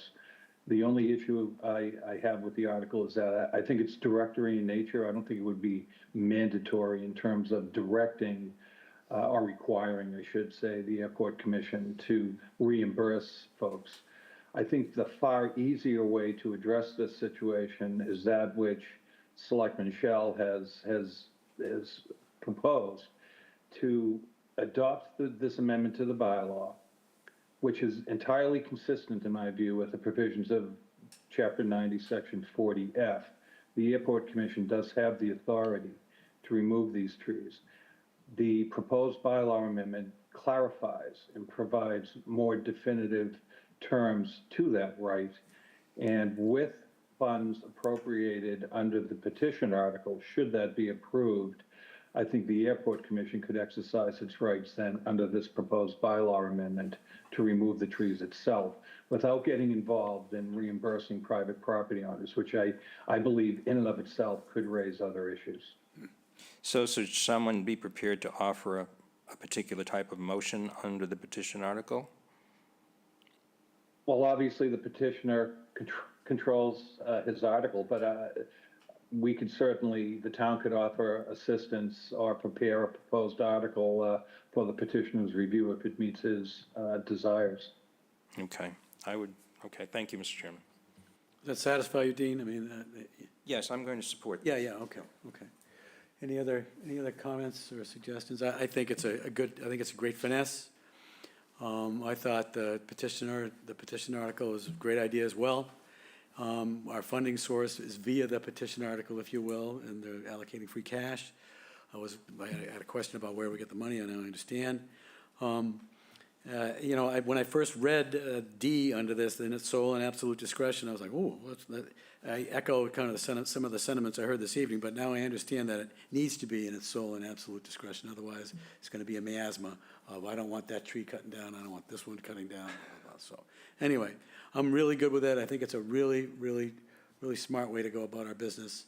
I think it hits we avoid the abrogation easements, we get it done without too much pain, and we increase safety and the safety of the airport. So I really appreciate the article, and I'm certainly going to support it. So moved. Okay, so I'll move to place.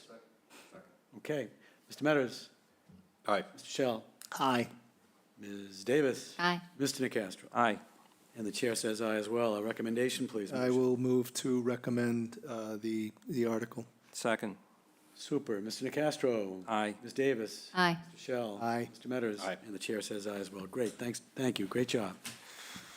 Okay, next, the Bikeway Master Plan. I think I saw John O'Toole and Terry out there, knowing that we have at least, well, anyway, I won't preempt any of your discussion, I'd like to make it clear that the motion addressed the amendment that I put up. Correct. With the amended language, yes. Okay, good. Yeah, perfect. Yes. Yeah, okay.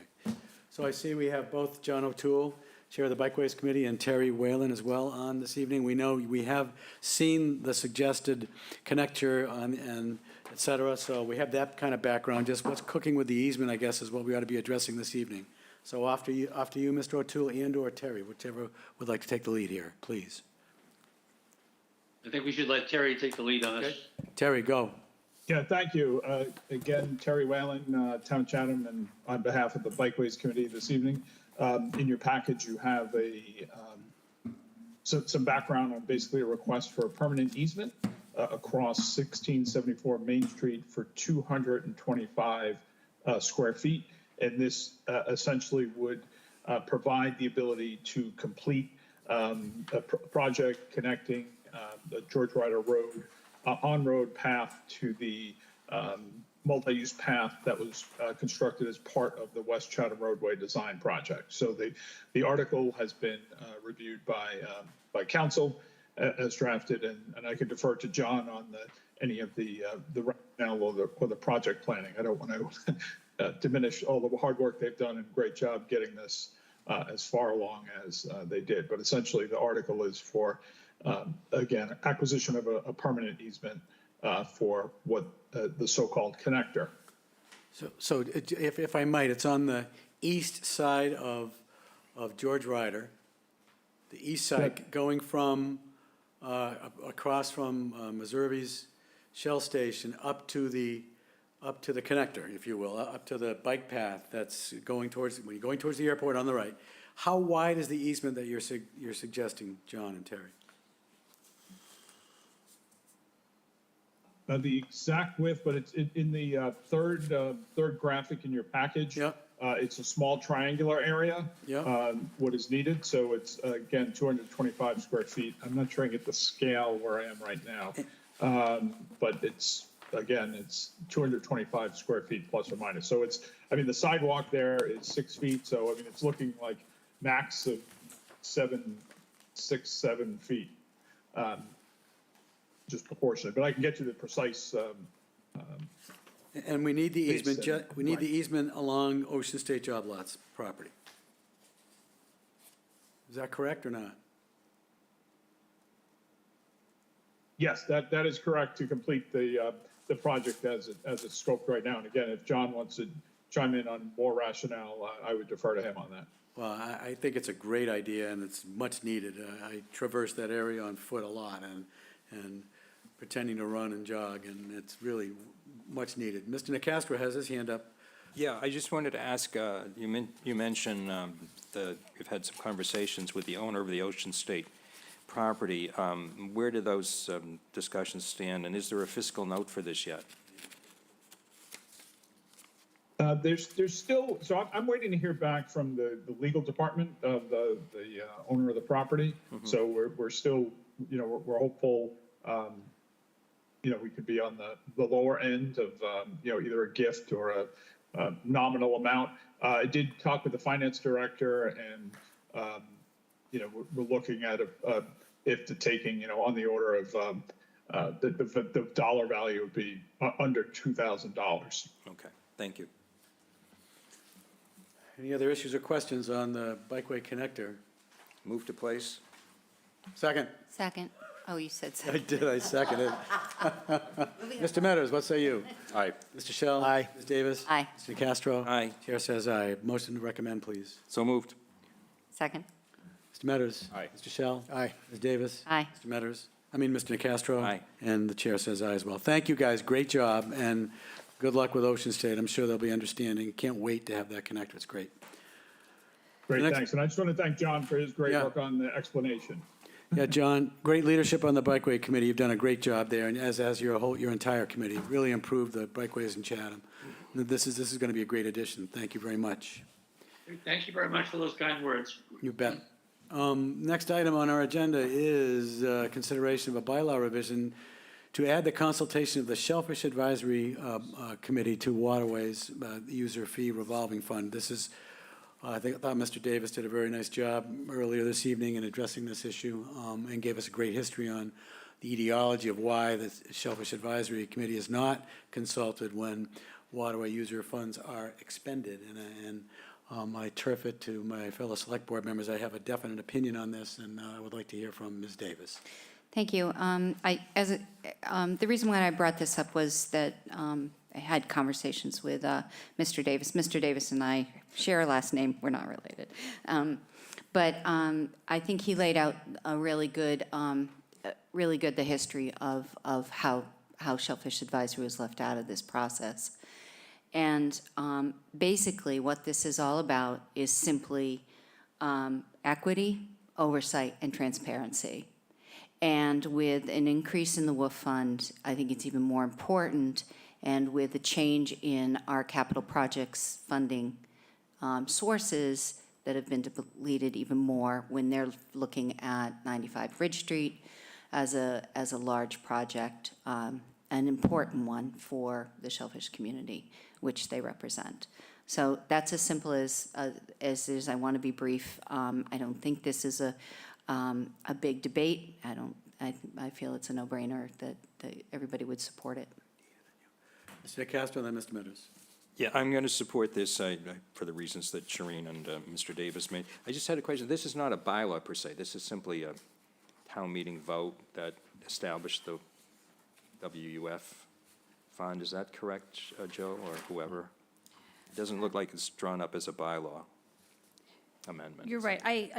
Town council hasn't reviewed this yet, but we have it as the Waterways User Fee Revolving Fund. But it was originally established through a bylaw amendment. So that's just one thing that we need to follow up on. Okay, The language that's proposed is underlined that includes the Shellfish Advisory Committee and no other changes to. So it's conceivable we might have to refine this next week before we close the warrant. We can vote this tonight, but okay, that's fine. Cool. Any other comments? Mr. Meadows, yeah? No, I'm going to support it, no problem with it. Just for clarity, we're giving each and every one of these committees the opportunity to weigh in. They may not choose to, but they at least will have that opportunity to weigh in. And I do think moving forward, as you know, how the funds are used, I want to make sure that we are clear of communicating with each of these committees that, hey, this is on the table. This is your window to speak. Each of you guys have an opportunity to do it. If you want to do it, schedule a meeting, chime in, give your recommendations, or pass on it. But we communicate clearly. They get their opportunity, and and just keep the whole cycle moving the way it's supposed to be. So I support it. Okay, yeah, we have Waterways, we have on Lydia's Cove, we have South Coastal, and now hopefully it sounds like this is going to go. We'll have Shellfish, and hopefully the town will agree with us. And I think their input is absolutely paramount, especially as we consider a major investment in a new upweller and et cetera at 90 Bridge and a whole bunch of stuff going on. So they have to be at the table, I believe. Mr. Shell. Yeah, this seems a no-brainer to me. I'm fully supportive. All right, a motion to place. Thank you, Ms. Davis. I'll second that. Mr. Meadows. Aye. Mr. Shell. Aye. Ms. Davis. Aye. Mr. Nacastro. Aye. Chair says aye. Motion to recommend, please. So moved. Second. Okay, Mr. Meadows. Aye. Mr. Shell. Aye. Ms. Davis. Aye. Mr. Nacastro. Aye. And the chair says aye as well. Thank you very much. The next item is a placeholder item for a collective bargaining agreement settlement. This is a standard when we have outstanding bargaining agreements that are outstanding. We've had this standing placeholder in the past, and Jill, you can comment if you would like, and what would you like us to do? Thank you, Mr. Chair. So it's been lengthy but productive negotiation. So I'm hoping to have a settlement to present to the board before town meeting and ask that this placeholder article be placed, and we can fill in the dollar amounts, if any, for the motions. Okay, super. So moved. Yep, move to place. Thank Second. you very much. Okay, a second? Second. Yep, Mr. Meadows? Aye. Mr. Shell? Aye. Davis? Aye. Mr. Nacastro, chair Aye. says aye. Aye. And we won't recommend anything yet because we don't have any numbers. Okay. All righty, the placeholder has been placed. Next, we have the prior year bills, an updated article. Alex, are you still, Alex is here. Alex, welcome. Yes. You've been very Thank you, patient. Mr. Chair. Yep. Thank you. Yes, we have an updated article for the prior year bill payment.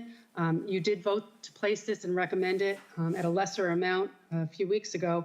Since that time, we've received 2 additional invoices, both from Rhode Island Analytical. one for $296.50, the other for $191. They're listed as the last two on the article in the agenda packet. So the total amount now for recommendation is $8,275.63. And again, the funding source is free cash, which this article with the next article that we're discussing will leave a balance in free cash of $233,867.37. Okay, any questions for Alex? Okay, move to place, a motion to place. Questions? Okay. I think it's been placed, hasn't it? Yeah, it's just a vote to recommend. Yeah, Correct. I move that we vote to recommend prior year bills in the amount of $8,275.63. Second. Okay, thank you. Mr. Metters. Aye. Mr. Shell. Aye. Ms. Davis. Aye. Mr. Nacastro. Aye. Chair says aye with tongue in cheek. With City Hall Systems, get your act together. Okay, Alex, next. Thank you. Yes, the next article is a new article, and this is for the National Opioid Abatement Funds. The town did join in, as you might recall, this with the Commonwealth of Massachusetts as part of the opioid settlement with the different pharmaceuticals. So this is per the Department of Revenue, the funds had to close to or deposited to free cash or general fund. However, the funds that we've received must be used for mitigation for the opioid treatments. I think I put that all in the packet. So again, it's for the treatment and recovery, opioid use disorder treatment, connections to care, harm reduction, to address the needs of criminal justice involved persons, support pregnant or parenting women and their families, including babies with neonatal abstinence syndrome, and prevent misuse of opioids and implement prevention education. So those are the uses for which these, the authorized uses for these funds. However, if they close to undesignated fund balance and free cash and aren't reserved, I'm afraid that they'll get lost. So this article would take those funds, the $74,000 that we've received so far, and appropriate it from free cash to an article to carry forward to FY24 to be used for the purpose for which they're intended. Thank you, Alex, for that explanation. Is there any discussion or are there questions for Alex? Hearing and seeing none, a motion to place, please. Move to place. Thank you, Mr. Nacastro. Second. Thank you, Ms. Davis. Mr. Metters. Aye. Mr. Shell. Aye. Ms. Davis. Aye. Mr. Nacastro. Aye. And the chair says aye. Thank you very much, Alex. Move to recommend. Motion to recommend. Second. Okay, Mr. Metters. Aye. Mr. Shell. Aye. Ms. Davis. Aye. Mr. Nacastro. Aye. Chair says aye as well. Thank you, Alex. Thank you. Next item on our agenda is a discussion of the Coast Guard Station Chatham status, a surf-capable boat that has been recommended or has been mentioned or has been posited, I should say, in our capital budget, and a policy discussion with respect to there too. We have both Dr. Bob and Stuart. Stuart's here in person. Dr. Bob is online. And Dr. Bob, or Jill, why don't you take it away? Who should it be? Who would you like? Why don't we have Dr. Yes, Bob let's tee? start with Dr. Bob, please. Dr. Bob tee this up. And we have had some very decent background, especially with respect to the package that was sent, that gave us a real history of the back and forth between the Coast Guard and the town of Chatham, most notably under Select Member Davis's leadership, quite some very interesting communications. But anyway, this consideration really has a lot of overarching policy issues that I have a lot of questions about, but I think let's tee it up, Bob, and let's get going with the discussion. Thank you, Bob. Yeah, good evening, and thank you, Mr. Chairman. Yes, you're absolutely right.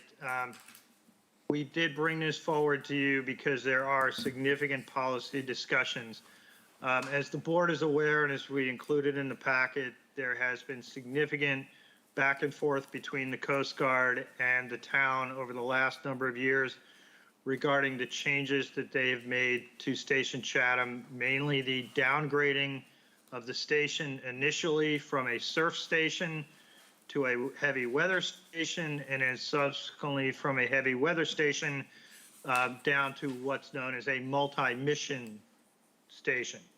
And each one of those causes reductions in the types of vessels that are stationed there, the capabilities of those vessels, the personnel that are stationed at the station, and the qualifications of those personnel.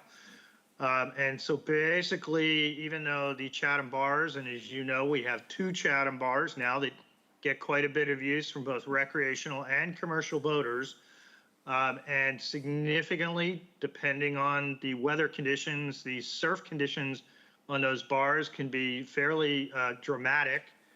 Basically, the Coast Guard no longer has capable vessels or personnel to effect rescues in those under surf conditions. And basically, the Coast Guard has stated that, well, while we don't necessarily have that capability anymore, we do have air capability, meaning sending a helicopter resource, most likely from Air Station Cape Cod, that would be their first response asset for any incidents occurring, in the inlets. Or as was stated at one of our meetings with the Coast Guard, basically they would have a boat either on the inside or the outside, and they would wait for the people that were in distress to basically float through the inlet, and then they would be picked up, which I think we all recognize. And having spent 20 years at a small boat search and rescue station myself, makes absolutely no sense whatsoever.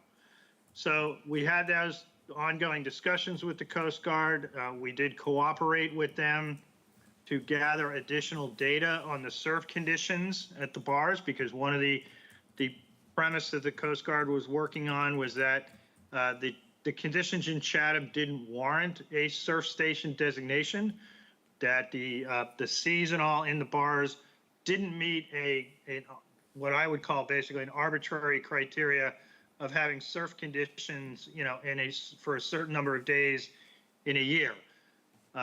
Again, that kind of doesn't make any sense, because the only time you're really worried about it is when you're in trouble in a bar.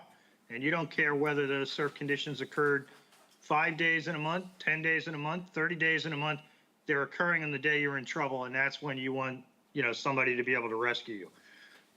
So as an outgrowth of that, the harbor master proposed the surf boat, which has been on your agenda for discussion a couple of times. And we brought that back as part of tonight's packet as potentially a town response to the inability of the Coast Guard to adequately protect mariners in Chatham. And then the other part of it was the Coast Guard had made a request to the town several years ago for additional docking space in Stage Harbor. They're currently utilizing, and they have been for a number of years, utilizing a local marina there, which is not, the best solution for them. It's not the closest spot to the inlet or the Stage Harbor entrance channel. So it's additional response time and whatnot, and not a perfect facility, if you will, for the Coast Guard, especially now that they've brought in larger, deeper draft boats and whatnot. And so, what we did and what's outlined in the memo is we basically packaged all these issues for you to discuss, because they do get to basically what the town's policy is going to be in response. Does the town continue the dialogue with the Coast Guard over the status of Station Chatham? I think we all have a fairly realistic understanding that those conversations, given the fact that, they haven't led to anything substantial over the last couple of years, I think it's probably safe to assume that even if we continue conversations with them, we may not get to where we ultimately think we should be. And so the corollary to that then is, what role should the town of Chatham rightly take on in terms of providing response to the mariners, but also the other side of that coin is providing our staff with the appropriate resource to make sure that they will be safe, in responding to some of these conditions.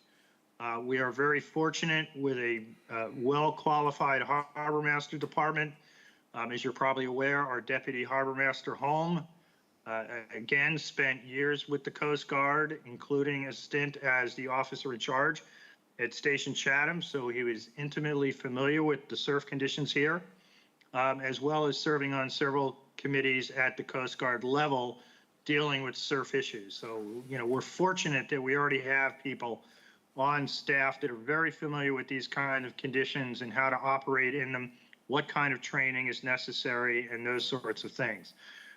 So I think with that as kind of a background and the material that we provided in your packet, we are just looking for you to have a discussion and basically provide us as staff some direction, or at least an indication of some direction as to how you think Chatham's relationship with the Coast Guard should move forward. Well, thank you, Dr. Bob. I have some comments. Having read, carefully through the numerous letters of back and forth between the Select Board and the town and the Coast Guard, it's clear to me that they have abdicated fairly well their search and rescue mission, if you will, here in Chatham. So that was clear to me. Now, whether we accept that abdication and continue to try to broker a conversation or, an effort to rekindle that mission here, I think is probably worthy, but not unless we energize our federal representatives, our federal representatives. I think we've been down that road, and I think we've kind of heard, but really, I've lived with the expectation that they're going to take care of this stuff, and now they aren't. So there's a hole.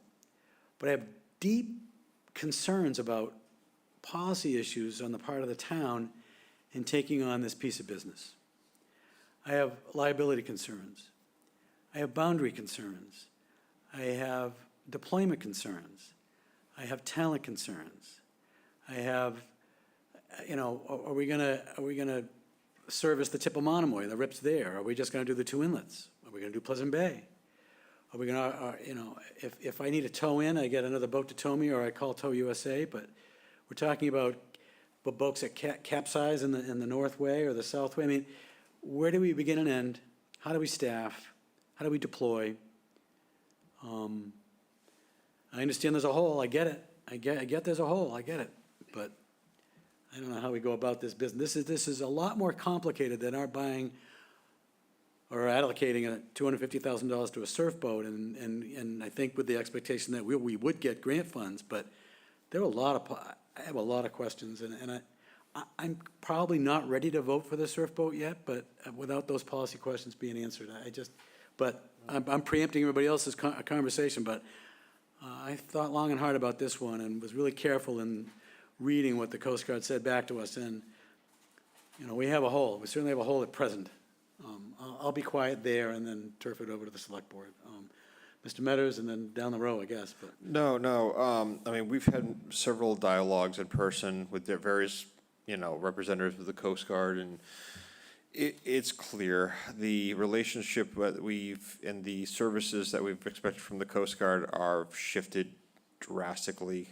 This is search and rescue, and that type of aid is not their focus. It's Homeland Security. It's a different tone. It's a different leadership. It's different training. We're really been forced into this. I don't think we have much of a choice, to be honest with you. We have a tremendous amount of seasoned boaters out on the waters that can get in trouble. We've had a huge increase in, people who have bought boats recently and are going out there and have, little or, minimal experience, and they get themselves in troubles. But we have some tricky waters out there, and we need some assistance to protect them to the best of our ability. If we can go through, and as the chair, rightfully stated some of these concerns, how do we deal with the staff? How do we deal with training? How do we deal with longevity of keeping staff, here, protecting our assets? If we can find a plan, and I really defer to the harbor master for some guidance on this. If we can come up with a plan that we know that we can put this product out there, I would support buying the surf boat. You know, at least we'd be willing to use a boat that's meant for the surf, which the Coast Guard seems not to want to do. But I don't think we have much of a choice. I think the trade-off is if we passed on this and someone got in some serious trouble and there was a fatality, I don't want that hanging on my shoulders. So I think anything that we can reasonably do, and again, I want some input from staff to make sure that we're proceeding and navigating the framework of this properly, aside from the boat. I think we have to move forward on this. So those are my initial thoughts. Mr. Shell. Yeah, I'll just be brief. I think you framed the dilemma, if you will, very richly. I just have two questions. One, whether there's, and I'm really talking about funding here. The other problems that the chairman mentions are longer term and things that you have to decide to take on if you're going to accept the responsibility that and the concern that Corey is talking about. On the financial front, I guess I'm wondering whether there's any interest from the Commonwealth that could be translated into financial support and/or the neighboring communities that also conceivably could have an interest in this. I'm thinking principally Harwich and Orleans.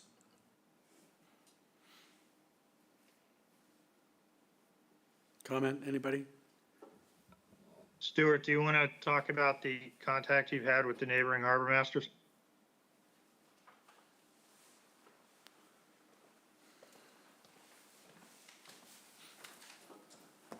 Good evening. I mean, my contact with neighboring harbor masters are, ongoing. We're in communications like routinely with Orleans and Harwich, especially Harwich. They do, those communities both use, obviously, these inlets, more the North Inlet probably than the South Inlet. I don't know their level of interest in providing, financial assistance to inlets that belong in a neighboring community, although some of their vessels would utilize those inlets. I haven't broached that subject with them. Okay. Ms. Davis. There's no doubt that the Harbor Master's Department hasn't made some amazing rescues on their own in the past. I mean, I've been party to one of them, not personally, but my boats have, years ago. I think it was before your time, Stuart, but I'll give you. That is years ago. Anyway, and there is no doubt that, we have not continued the conversation with our federal representatives, and that's a remiss on the part of the Board of Selectmen and staff not to have continued to pursue that conversation with Senator Markey, who is so gracious to afford us the meetings that we had. I don't even remember when it was now. It was kind of like out of sight, out of mind, unfortunately, with so many other things that have been at our table. So it is with that regard, I can understand that Harbor Master's Department has looked at this as alternative. However, I am on, Jeff's, I have Jeff's concerns as well, and even more concerns, or I guess questions, because I found it really interesting. You were talking about the blueprint for implementing a training and certification system for surf operations already exists with the Coast Guard and is in the process of being amended for municipal maritime use. Is that being done on a national level? That the Coast Guard is saying we're going to just rewrite this, No. or is it you guys that are talking about? We were specifying for Chatham. Yeah. You are specifically, staff is working on amending that presently or proposing to amend that? If we get a policy statement from the board and we were to move forward, then we would start that. Okay, well, that makes sense. Yeah, so, Stuart, do you know any other communities, I mean, we're so unique, it's hard to really recognize but do you know of any other communities that have taken on this sort of responsibility in the U.S. from the Coast Guard as they've been downgrading? I don't. The downgrading honestly has been going on for quite some time. With the retirement of the 44-foot motor lifeboat and the introduction of the 47-foot motor lifeboat that draws too much water for Chatham. It started then. That's going back several decades. So that boat doesn't fit. The Coast Guard purchased, after some significant trials with other vessels, they finally landed with the 42-foot near-shore lifeboat, the 42-footers that were in Chatham. We had 3. They're now on blocks at Otis. I don't know what their plans are for them. And they were replaced by these, the 245s that are not surf capable. There may be some other communities, Shireen, I don't know. I know there's some activity on the West Coast with different organizations to at least supplement some of the shortcomings of the Coast Guard. The Coast Guard is now retiring their 52-foot motor lifeboat on the West Coast. I don't know what that is going to garner. The other inlets in Massachusetts, Merrimack River, but they have a 47-foot motor lifeboat. They're not downsizing that station or its capabilities, so there's no need for them to supplement it up there. Okay, so with the blueprint for training and certification and things like that, there's a lot of different things that come up in my mind. Aside from, obviously, there'll be costs that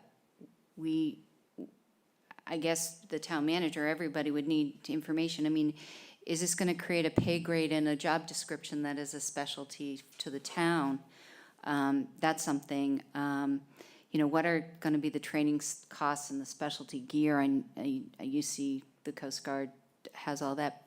But one of the really important questions I keep sort of wrapping my head around is, I understand that we have staff that have extensive, Coast Guard experience, and we've been really fortunate to have that on the harbor master and the emergency management team.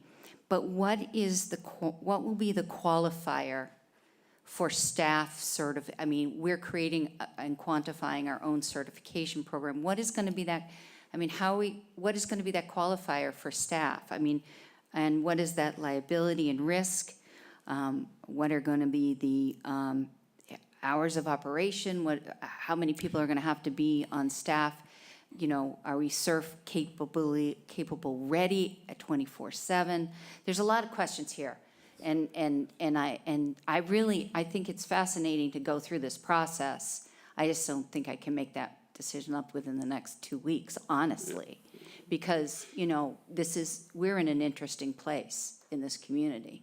Yeah. And I'm not naysaying this at all, Stuart. I just think we need to have more specific answers as a board to be able to really vet this through and understand. Because it is building almost a different department for you in some respects. It's a surf specialties department within the harbor master's department. That's how I see this. I don't know if I see it that way. Certainly, it's a function that would be within the harbor master's office under the Department of Natural Resources, but it's a bigger than that. We work routinely with our police and fire departments, our emergency managers, and so it's not like this. It's a small community. It's a small government, so people work together every day. I get that. Yeah. As far as I'm trying to remember some of your questions, I know, comments. I had a lot. I'm sorry. I the geek out on this stuff, Stuart. Well, the 24/7. Yeah. Good example, good point. We already are a 24/7 operation. We already ensure through our own scheduling that somebody is in this town that will operate a vessel for any contingency. Most notably, as you've heard me refer to these vessels, they're ambulances. Yeah. That's how I look at them. They have to get to, with the right people, they have to get to the scene, get on scene, and rectify whatever situation we're being dealt. But the 24/7, I don't see that as, Okay. I see some challenges here, but the 24/7 isn't one of them. I guess, all right, so as I said, I'm not there yet. I think this is too early for me personally. The quantifying the certification sort of concept, and the blueprint for that certification is really an important factor. Maybe Jason could speak to that. Shereen. So I did this in the Coast Guard as well, and the blueprint, what we talk about is a performance qualification standard. It exists already. So really, it's just taking an existing format and adapting it for our use. For example, there's certain criteria that the Coast Guard has to do for certain things that we may not need to do based on the vessel type. So maybe instead of a specific task may be to take a 8 to 10 foot break in a stern to approach. Well, we may not need to do that if this boat isn't capable of doing that, or if it's not there. So there's type specifics and then there's any specifics. So it's just a matter of continuing on what we already teach our patrol boat operators as far as operations. We cover a number of different things, from towing to search patterns to dewatering, firefighting. We have a whole gamut of things. This is an additional level. So what that looks like is it's a little bit of classroom like anything else, along with practical exercises. And it's a performance-based standard. So it's an instruction. This is how you do it. You go out and show it, and then you go practice it. Once they're proficient with that, then an authorized person signs off on it, and they've completed that task. Once all of them are complete, in the Coast Guard, we went for an oral board, which was sitting amongst a panel and being questioned. And if you successfusly pass that, then you move on to what's called a check ride, which is a physical underway check ride. You run through a performance or a number of different tasks. If you satisfactorily do that, then you get certified. So on our level, it's a little bit smaller. We don't have 30 people here, but that type of system exists. Adapting Coast Guard criteria is already a model that exists within the National Association of State Voting Law Administrators. I've instructed for them on and off through the years, but that's literally what they do, is that they take Coast Guard performance qualification standards and make them for other civilian and municipal use, so. Okay, I get that the performance certification process, but, learn by doing, Yes. obviously. Okay, I think, it's really fascinating to me that we are in this position as a town, and we're on this sort of cusp of possibly building a program that's never existed, for a municipality, is what I'm hearing. So I just can't do a knot on a surf boat right yet. I need a little more time, I think. I'm going to, I'm done. I could take forever. That's all right, Shereen. I have a couple questions, and they're more technical than I like, but you're in a small boat, 18 to 24-foot boat is in trouble in the Northway. What conditions does the Coast Guard deploy now, if ever? And what capabilities in the boat that you're suggesting doesn't the Coast Guard have in its boat? Never mind its proclivity or its wanting to go there, but what are we buying in this surf boat that isn't there today? That's a great question. And I just want to kind of just cycle back to Shireen for a minute. Yep. I agree with Shireen's comment that we kind of find ourselves in this situation and, feeling out this new program. That's not that's not the challenge or the annoyance I have. The annoyance is we're having this discussion. No. It is a function of the U.S. Coast Guard to be doing this work. We have been clear about that. They're not doing it. They have no one. We can go into that more deeply, but to get back to your question. So that's an issue over here, and I think that it's a legitimate issue, absolutely. But Yeah, let's park that. I mean, we know we that. shouldn't be here. We shouldn't be here, you're right. They've abdicated their traditional search and rescue. They have given up the one function that the town of Chatham is not currently able to fulfill. That's why they're here. They are here for surf conditions, and they are here for heavy weather, and they not qualified, and they don't have the boats to do either. Just quickly, Stuart, so we get it's a little stormy out, in the Northway, you got a ebbing tide and northeast wind, and the Coast Guard, there's a boat in trouble. Coast Guard doesn't deploy because, whoops, it's surfy, we deploy. I mean, do they ever go now into the surf? From their own correspondence, we can see that these boats are rated by the Coast Guard for 30 knots of wind, Okay. no surf, and 10-foot seas. Okay. So if the conditions exceed that in the inlet, they don't have the boat or the people who are trained to operate in that. I mean, this is a big organization. They take that very seriously. So if the conditions were within those parameters, Coast Guard's going to respond to that. They may even respond with some sort of a variance or a waiver from the Admiral, but it does take that from Boston to get that type of a waiver. But remember, they're debating, okay, we're putting our people into an inlet, they're not trained, they don't have the right boat. What are we facing? What are the conditions? What's the casualty? So all of those types of things are going through their heads. Now, we're hoping that simultaneous to that, there's a helicopter being deployed from Air Station Cape Cod. What if the helicopter's doing something else?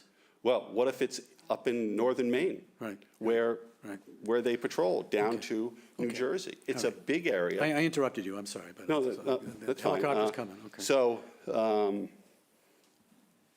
in any event, that type of a call that you just described, we would be responding. Our boat operators in the current vessels would look at those parameters, look at the conditions, and make an evaluation as to whether they can affect this rescue or not.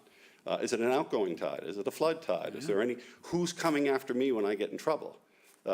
What other boat is there? Now, mind you, we're always getting a second boat underway for these types of cases. That takes a little time. Hopefully, the Coast Guard is responding from Station Chatham. I would assume they would, even if they're not going to transit the bar, as long as they're within those parameters. So there's a lot of variables that go into it. And a couple of points I just want to make real quickly.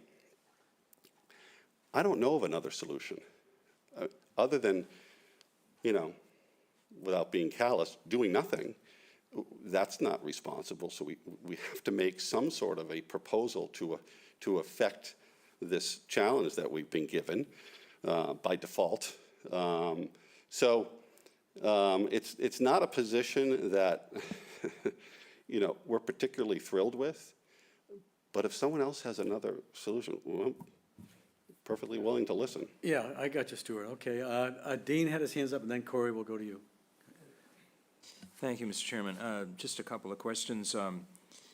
So this is $250,000 that would be 25% of a FEMA grant program. Do we know what the chances are of getting that grant? I would say, given where we are situated, and I would say at best it's 50-50. Okay. And how long of a process is it to get that grant? Well, the grant applications are due for this year in late May, and that evaluation process takes, I think it takes upwards, close to 9-10 months. Okay. Jeff mentioned the question of liability. Do we have insurance, an insurance policy, or would we be able to get appropriate insurance for this to cover us in the case of a liability claim? Joe, do we know? We'd have to talk to our insurer about it. I don't know if Stuart Well, and Jason have already done that. Sure. I mean, our vessels are insured. You're insured now? Currently, they're insured for liability for no fault or our fault. So the personnel are insured as well? Oh, yeah, the personnel insured, absolutely. Okay. Well, we probably should explore that a little bit. The vessel would have to be insured, excuse me. So that is an additional, that's an expense. So, and Shireen covered a lot of this in the conversation with Jason. So you have in the memo, you make the point that you have really highly qualified people with Jason and Casey, for example. Just looking into the future, when there are different select board and different staffing, how does that continue? Do you follow the process for certification that you outlined when you're hiring new people? Are you going to have problems keeping? Yeah, this anybody, ongoing? for instance, anybody who would be, that would be a prospective operator of that vessel would have to go through the training and would have to complete the training. So whether they were part-time or full-time. Okay. I would love to hear, any comments that Jill might want to offer in a moment, but I guess I'm at somewhat of an advantage here because I know considerably less than Shireen does, or you guys do, or Jeff does about any of the technical side of this, but, I think when we first discussed this and we discussed it again, the sense I had was we wanted the staff to come and make the case for this, and I guess I fall down on the side that, the case has been made. I understand there are a lot of open questions that are legitimate. But the adjective that Shireen used to describe our situation is we are unique. And, maybe that calls for a unique solution. I think we should continue the dialogue with the Coast Guard and tap into our federal officials. I don't know where that's going to go. You're dealing with two branches of government. It's a difficult process, but I'd be inclined to support this as an article to go to town meeting and let town meeting decide, and we may have some more information by May. So that's where I'm at. If I might just comment on that. Yeah.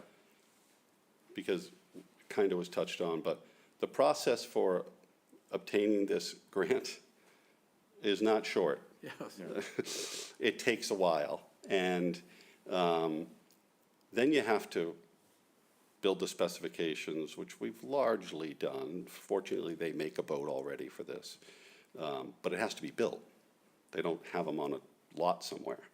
So this process could take up to 3 years. It's just it's not a short process when you put in a year and a half to build the boat. And I mean, hopefully I'm not too optimistic with the 10-month approval on the grant. So it's not like it happens overnight. And you will have other opportunities if we are successful with the legislative end to say, hey, Coast Guard changed their mind. Oh, good, perfect.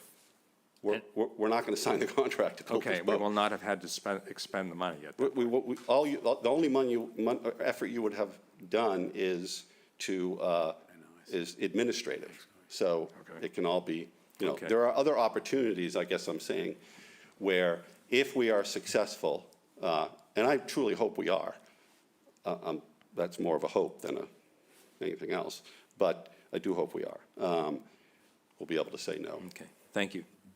Shireen, Ms. Davis. I just have 3 questions on the grant, okay? Your time was up.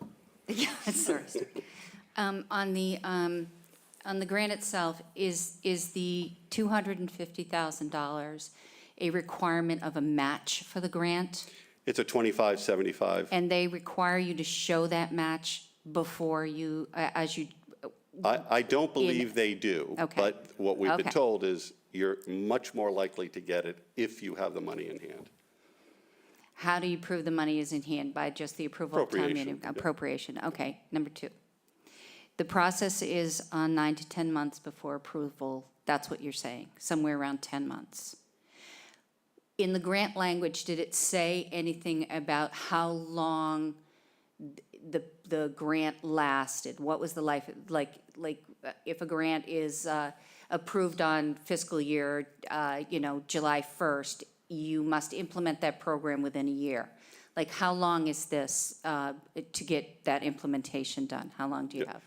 I don't know, but I do know that other communities who applied for this have taken several years Okay. to implement whatever program they're trying to implement. We ourselves, excuse me, applied and were successful in 2 of these type of grants, but What- they weren't matching. They were And they're federal grants. They're that- federal And they're, can you name the grant itself? I mean, Yeah, we did it's the port security grant for oh, under port FEMA. security, I'm sorry. Yep. I missed. That's all right. Okay. All right, okay.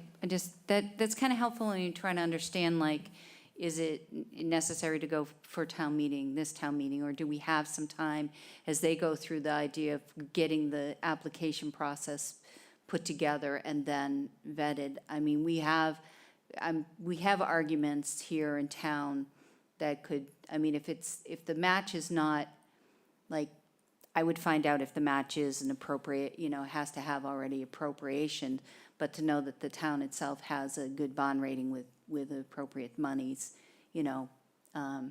what that would look like. I don't know, maybe Dr. Bob has a better idea. He writes more grants than I do. He has his hand up, and he's been chafing at the bit to speak, and then Cory. Yeah. Dr. Bob. No, I was just in response to Shireen's question, and I just reviewed the frequently asked questions that I have on this grant, and it indicates the performance is 36 months. So theoretically, from the time you get awarded the grant, you then have 36 months to spend it. And is it helpful to have a town meeting vote prior to application or during application? I mean, from a common sense perspective, I would think so, but is there any criteria in the grant? I'm looking here quickly.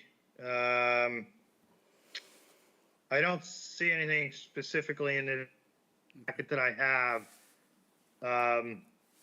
But generally, it is true for a lot of granting agencies.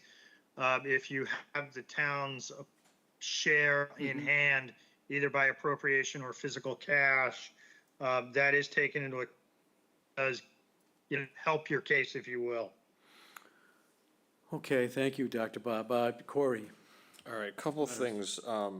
Actually, I'm going to flip-flop my comment. So having the money in hand, I think actually would be to our benefit if we continue the dialogue with all the parties, because we're going to be like, hey, you're forcing us into this. We're so serious about it. We're going to put the money forward. We're all in because our hands are being forced into this. So I think it just positions ourselves better if I'm reading that correctly. But what I was going to say earlier, this is the real rub is, training is an element, but if we have our own surf boat, we're going to take care of training, all the elements of that.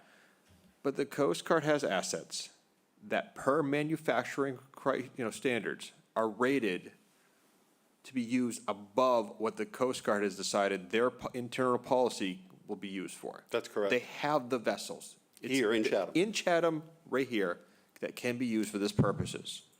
And per their policy, their decision is to not, utilize them in that manner. That really burns me. Well, I think it's, I agree. It's really conservative thinking on the part of the Coast Guard. The manufacturer says that boat can operate up to 50 knots of wind, not 30, and in 8-foot surf conditions, not 0. And it's the Coast Guard regulations that when they evaluated the boat, they said, no, we're not going to do that. And I spoke with the sector commander, this goes back 1.5 years now when we first started this, about maybe a solution was just where you're headed, and that is certifying those vessels that they bought 150 of them. They're throughout the country. Wouldn't it be useful to be able to use those in other areas that have similar conditions? And his response was the evaluation process to go through to get a vessel like that certified in the Coast Guard is excruciating. And he had no interest in pursuing that. They did it, though. The Coast Guard tested those vessels. They know what they're capable of. They've chosen not to allow them to do that. It was a universal Coast Guard-wide decision. There's a lot of factors to that. I'd be happy to bore anybody to death with it if you really want to hear it. But I agree with Stuart. They're not changing that. Well, it's especially frustrating to think that they have the capability in terms of what they have for boats here, and then they don't deploy them. But I'm not so sure we're weakening our position with respect to reapproaching them by starting our own surf boat division, if you will. Why would they have to do it if we're going to do it ourselves? So I think we have to think on a parallel track here, and unfortunately, both are going to take a lot of time, it sounds like. whether we do it alone or whether we try to use moral suasion or some kind of influence with the feds to get them to reconsider their mission here in Chatham, which has always been search and rescue. It's been their mission. The first 44-foot The motor first 40, I mean, come on, was here. the most famous rescue in Coast Guard history. They still they still talk about it. Although the boat's in Orleans, which galls me. But anyway, Mr. Shell, I think we have kind of a parallel thing going here. This has been an excellent discussion. I understand more than I did before. However, I'm not ready to jump on, $250,000, sure, let's do a search. We have so many issues here. There's so many policy issues. It's not that I don't want to plug a hole in our safety, lineup here. I understand, but boy, Coast Guard's here and they have the capability. That's just enormously frustrating. It's enormously annoying to see. Yeah, it's annoying, yeah, and I'm upfront about it. Mr. Shell. Well, I'll start by saying I know less than Dean, so we can go from there. And I'm just trying to understand the contingencies, the chess game, if you will. Yeah. And let me start with, you put in your mind that alternative that you said was unthinkable, which is do nothing. Can I understand that if we don't buy the boat, we're basically doing nothing? Is that a fair, I mean, No, at the end of the day? We're doing nothing with respect to dealing with an issue that we all agree and all know exists. So have we done some things? Yeah. A few years ago, we bought a boat. Now, is it a surf-capable boat? No. Do we operate it in the surf? Yes. Is it more capable than the last boat we had? Yes. So we've done small things, but not to, these vessels don't take the place of the 42-foot motor lifeboats that they are now sitting at Otis. So then let me just, the next question, I'm thinking about town meeting. Is there a way that we can maximize our position with respect to pursuing the grant without going to town meeting and asking for $250,000? And I'm thinking, can we rely on free cash, at least for purposes of that, through this meeting, even though we may go back to town meeting 24 and ask for an appropriation at that point? So for the article funding of this, the grant match, we've identified it's on the tax levy, not free cash. Even if it was free cash, it'd have to go to town meeting to get that appropriation. Okay, so you're saying using free cash would still require town Yes, meeting? yeah, approval. any Okay, appropriation okay, would okay, require town okay, vote. okay. I guess then the last question is you were talking about a 3-year period here. You've really answered the question. What are we doing in the meantime? We're limping along without the boat, essentially. Yeah, we're Yeah. I don't want to sound draconian, but I don't want to be, I don't want to paint a rosy picture that doesn't exist. The day is going to take place. I don't know when that day is, but we've seen it happen in the past, and so we know it's going to happen. We all acknowledge that. Just one last thing, and I'm not defending the Coast Guard, but the Coast Guard does have a rescue plan we don't agree on it, obviously. So it's not like we're not doing nothing. There is a plan in place. It's just not an acceptable plan for us. So we can't say that there's nothing going to be done if there's a problem at the bar. But is it the best one right now? No. But the idea of vetting this out a little more, I really feel is important to the taxpayer and everybody else in town. I have to take the emotion out of it a little bit for me personally when I look at this issue. Anybody game enough for a motion, having discussed the issue? Anybody game enough for a motion, having had this discussion? Mr. Nicastro has. Yeah, I will offer a motion, but I wanted to ask Jill, are we limited to putting this on the tax levy, or is there money in free cash to do this? Are we down to 37 cents in free cash after? Yeah, we've expended all of free cash. And it would be, it would be difficult to estimate what that's going to be. So Alex, in looking at this, if the board were to want to place an article, have it come through the tax levy, so it's on the tax rate. And I guess since you're asking me to speak, Yeah, I know that there's, so I have the same information that you do. And if we knew that we wanted to do this, my preference would be to give you a full laid out plan that identifies training and everything.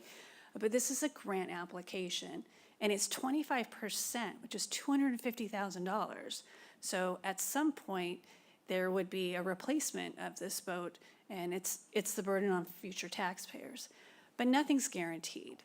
So I would suggest if the board is in favor or amenable to putting this on the warrant with, understanding the time limits that we have, I would have you vote also that any expenditure of funds has to come back to the select board for your approval, so that I'm hoping it's you, but if it's a future select board, everybody is on board that the grant acceptance and the appropriation of the expenditure of those funds is consistent with the policy decision makers of the town. With that scenario, would you want a recommendation tonight as well? Or would you want us to make a recommendation on the floor that would allow you a couple of months and staff to put together the type of full review program that you were talking about? It's all about the comfort level of the board. We literally have one more meeting left to review the warrant, close the warrant, order the warrant. And it's always beneficial to have the article in the warrant with the explanation so the public knows what they're voting on. If not, then if it's a 2-year process or 3-year process,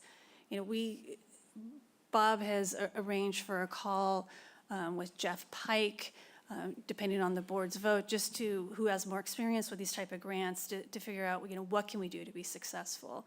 And there's still unknowns for me, but it doesn't necessarily mean that the professional staff don't have the answers.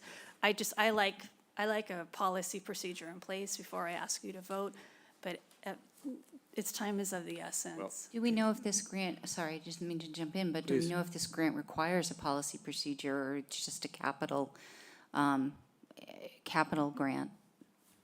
It's a capital Equipment grant, okay, Equipment all grant, right, okay. So, Mr. Chairman, Mr. Nacastro? yeah, we don't have to spend the money for a while. And I agree, you can argue both ways. You and Corey argued differently on what the leverage, the lobbying leverage significance would be if we did this. But I'm going to move that we place on the warrant an article to appropriate $250,000 for a matching grant for Surf Boat, with the condition that the expenditure of the funds would be subject to approval by the the Select Board. Did you want that also to apply to future boards? I think whoever, select board in general, I think is sufficient. Okay, okay. So that would be an ongoing condition, not just limited to the present acquisition. Mr. Nacastro, that's a motion to place. Yes. And are you also going to suggest a motion to recommend this I evening? will if this is placed. Second. Mr. Shell? Yeah, I'd just like to add, I'm going to support this. The one thing, normally I think that you can always jawbone your representatives in the federal government.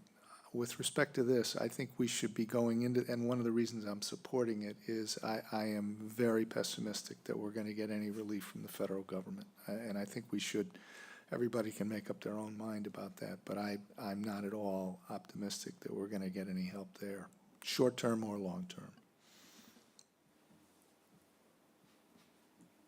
Huh. I'm not going to dispute that. Yeah. Okay, so been moved and seconded. Mr. Metters? Aye. Mr. Shell? Aye. Ms. Davis? Aye. Mr. Nacastro? Aye. And I say aye as well. I move to recommend. Second. Second, thank you. Mr. Metters? Aye. Mr. Shell? Aye. Ms. Davis? No. Mr. Nacastro? Aye. And chair says no as well. 3-2. Okay, thank you. More discussion to occur. Quite a bit more. Well, a lot more, a lot more. This is a whole new deal. Okay, thank you. Thanks. Thank you. Yes, sir. If I may, before we move to the committee appointments, I just, whether this is a request for a future agenda item or just a notation with respect to my comments on the bylaw amendment, the Chapter 100 bylaw amendment, I did want to note and neglected to note that I agree with Mr. Bixby's suggestion that there is a glitch in one of the sections of Chapter 100. I don't think we should rush to try to deal with that in anticipation of this town meeting, but I do want to go on the record as saying I think he's right about that. He noted that in one of his Deal with emails. that, It was yeah. in one of his emails, Yeah, and I happen to yeah. agree with him as well. Yeah. Okay. So noted. Okay, we have one other item here on Old Mill Boatyard. Coast Guard float docks, very interesting timing here, Dr. Bob and Stuart. Why don't you please take it away and just briefly describe what we're, $344,000 investment in a nice little, neat little dock for the Coast Guard. Yeah, thank you, Mr. Chairman. Yeah, this is all part of the overall discussion, if you will, about that you just had regarding the Coast Guard's position in Chatham. As I indicated earlier, we have received a request. There's been some ongoing discussions with the Coast Guard over a couple of years about, providing better, more accessible dockage in Stage Harbor for their vessel. So the harbor master has drafted up a recommendation and a concept for adding additional floats to the east side existing floats at Old Mill Boatyard that could accommodate the Coast Guard's vessels. And the Coast Guard would therefore be charged, rent for those, just like we charge them rent for their dockage at the fish pier. I think it's part of the whole larger discussion that you just had about, is the town willing, based on your vote you just took, there is some support for the town taking on a bigger role in the search and rescue arena. And I guess the question now is the board comfortable with the town taking on a bigger role, for a Coast Guard that I think it's fairly safe to say people don't necessarily have a lot of faith in? Should the town be providing them dockage at taxpayer expense? Granted, they will be paying for it with a rental fee over time. And I indicated in my memo, based on the current projected rent, you're looking at probably a 17-year payback for the money that the town would have to upfront to bring these docks to Chatham and get them installed and everything else. So I think it's just, I hate to put it this way, but, to some extent, are we rewarding the Coast Guard for the downgradings that they've done by providing this to them? Or is this just all part of, well, the Coast Guard's here, we want to try to keep them here, and this is basically one way that we can keep the Coast Guard here. So with that, I will turn it back over to the board. Thank you, Dr. Bob. I'm open to any and all comments. Shireen has her hand up, and then Corey, and then I'll have comments. I understand our dilemma we're in, that Dr. Bob had said about the idea that we're, either rewarding or we're going to penalize ourselves for not doing this. We don't know which way that's going to go. I think when I look at the expenditure side of putting in additional dock space for potential rent and revenue, I look at the economic value of other WOOF projects that are coming our way, like an Upweller and, any of our own municipal docks and landings that are on that capital expenditure fund. And I say that those take more priority over a dockage space for the Coast Guard. They do have one in Stage Harbor. It's not right, like halfway up the harbor. It's around the corner. They provide revenue for a local marina. They do use the dock, at the at the courtesy of our Harbor Masters Department. They're there. I honestly think I'd rather see the money go to one of our municipal projects going forward. Thank you, Ms. Davis. Mr. Metters? No, I'm just simply going to say, our response would be, we're not prepared at this time. There's going to be certain dialogues, and we got to figure out what the best resources for the community are. And at this time, we are not prepared to move forward on such a project. Not say no, but, let them know that we're not thrilled. No, I think they know that, but it's not even an act of petulance on my part. I would never vote for this. We have so many other higher priorities in our waterfront that I will not vote for this. Okay.